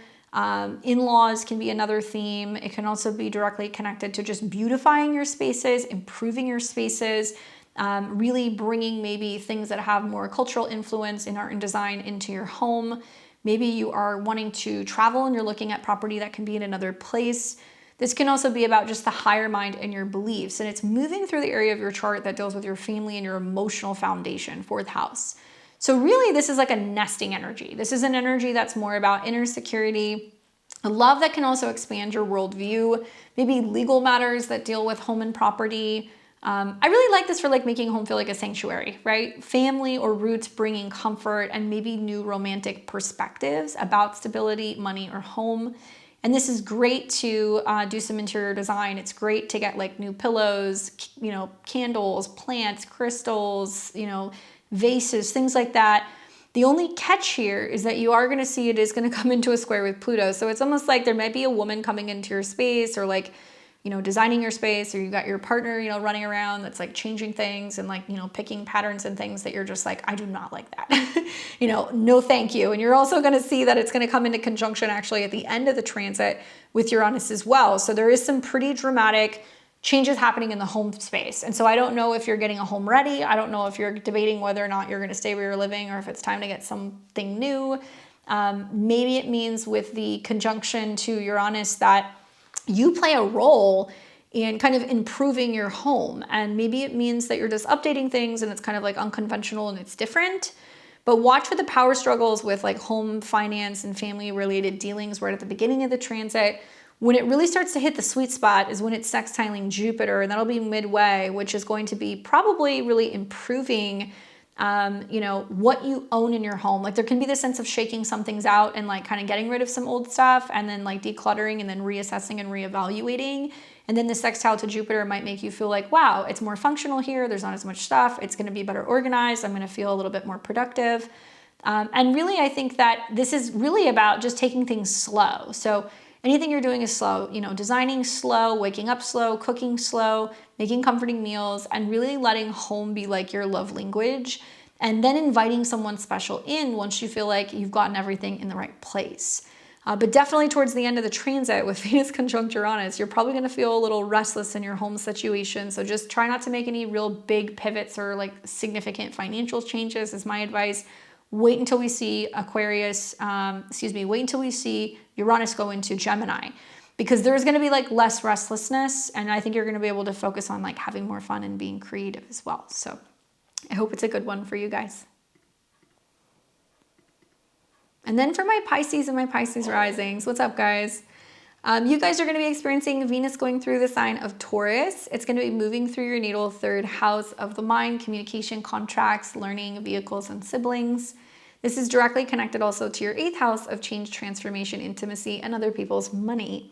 So some interesting conversations will probably come up during this period. My Pisces, you guys are going to find that the positive themes of this is going to be about sweet, grounded conversations and kind of leading to deeper merging, better understanding, psychological breakthroughs, lots of feeling very capable of, I guess, I don't want to say like, what's the word that I'm looking for? Being a little bit more charming and like getting your way. Like you can be very, what is the word that I'm looking for? Like charming, but like being able to, you're going to be persuasive. Sorry, I'm getting to the end of the video, so I'm like fried. You're gonna be more persuasive in how you communicate and how you talk to people. And it's probably gonna let you also kind of read between the lines a little bit, is kind of the feeling that I'm getting. Now, as Venus goes through the third house, okay, you can send flirty texts, right? You can also find that you can go on a short distance trip. You can meet somebody online. There could be more conversations about financial or kind of like intimate partnerships that can also improve. You will find that with some of the transits that are going to be happening, it's going to be quite interesting. It'll be sextiling you by sign throughout the transit, particularly your north node. So you might find that you're kind of like maybe moving, maybe you're traveling, maybe you're looking at getting a new car, maybe you're writing or blogging. And then it's also going to sextile Jupiter. So some of you guys are going to be having some real big creative breakthroughs. You're going to be communicating better, especially if it involves children or dating or with kids. If you have online businesses, I think it's going to go very well. The challenge is that it's going to square Pluto first. And so really with Pluto involved in the square in your 12th house to your third, there is almost this fear of talking about what you want, or there is this fear of asking for what you need. And that's where you kind of get a little bit more kind of down to, you know, being more vulnerable with other people. Talk therapy would be really great during this. You know, writing out your fears and kind of like releasing it and burning it would be really great. And then towards the end, you're going to see Venus come into conjunction with Uranus, which is going to be this breakthrough when it comes to what you value and what you love the most. Relationships with siblings can change quite a bit here. Also with just how you communicate maybe with like neighbors. And the feeling that I'm getting for Pisces risings is that this is a good time to really think about what it is you love. And if you have to send a thank you, if you have to send an appreciation letter, if you have to, you know, call a sibling or a friend and tell them, you know, like how much you appreciate them, and send those voice notes or those like love notes, like it's a good time to do that. Maybe take that short, beautiful, you know, kind of weekend getaway. Go for long walks or drives with someone. Speak your desires, but feel your way into it slowly. And I think your words can become a little bit more seductive, persuasive, and also like very therapeutic. And this transit, it's going to reward you if you're taking your time and thinking things through, and then obviously choosing quality over quantity. So maybe not making any rush decisions about signing contracts or, you know, potentially about buying cars, although you're going to want to do that. Something's going to tell you it's going to be a little bit smoother to do when Venus is in a sextile to Jupiter. It's going to help you really have clarity with what it is you want to ask, and also what it is that you're going to be creating. I think the more that you kind of just savor things and like let it sink in before you make a decision, the easier things are going to become, the more enjoyable things are going to become. And certainly love on the road, love online, you know, meeting people through kind of like apps and things like that can also definitely be a theme with Venus in the third, as well as with Venus in conjunction to Uranus. So I hope it's a good one for you, Pisces and Pisces risings. You guys let me know. All right, guys, well, that's the Venus and Taurus transit. Obviously kind of peppered in with all the other transits throughout this week. Obviously the universe is kind of giving us permission to slow down, and I'm like looking forward to that. So we can indulge a little bit more. We can take time to kind of stop and smell the roses and enjoy things and not feel like we're just in survival mode. Obviously, for the next kind of 3.5 weeks, let Venus kind of teach you how to indulge and lean into the beauty and how to build steadily and how to have something that lasts. Thank you guys so much for watching, for liking, commenting, and subscribing. If you haven't already, please do subscribe so you can get more of these weekly videos on my Sundays. I call them my Sunday sermons. But yeah, drop your rising sign, leave me your comments, let me know what lands with some of the transits like the Venus-Pluto square and some of the other things that are going to take place this week. I hope you guys enjoy this energy, and I hope you enjoy the rest of your Sunday. I'll catch you guys back here on Tuesday. Until next time, take care.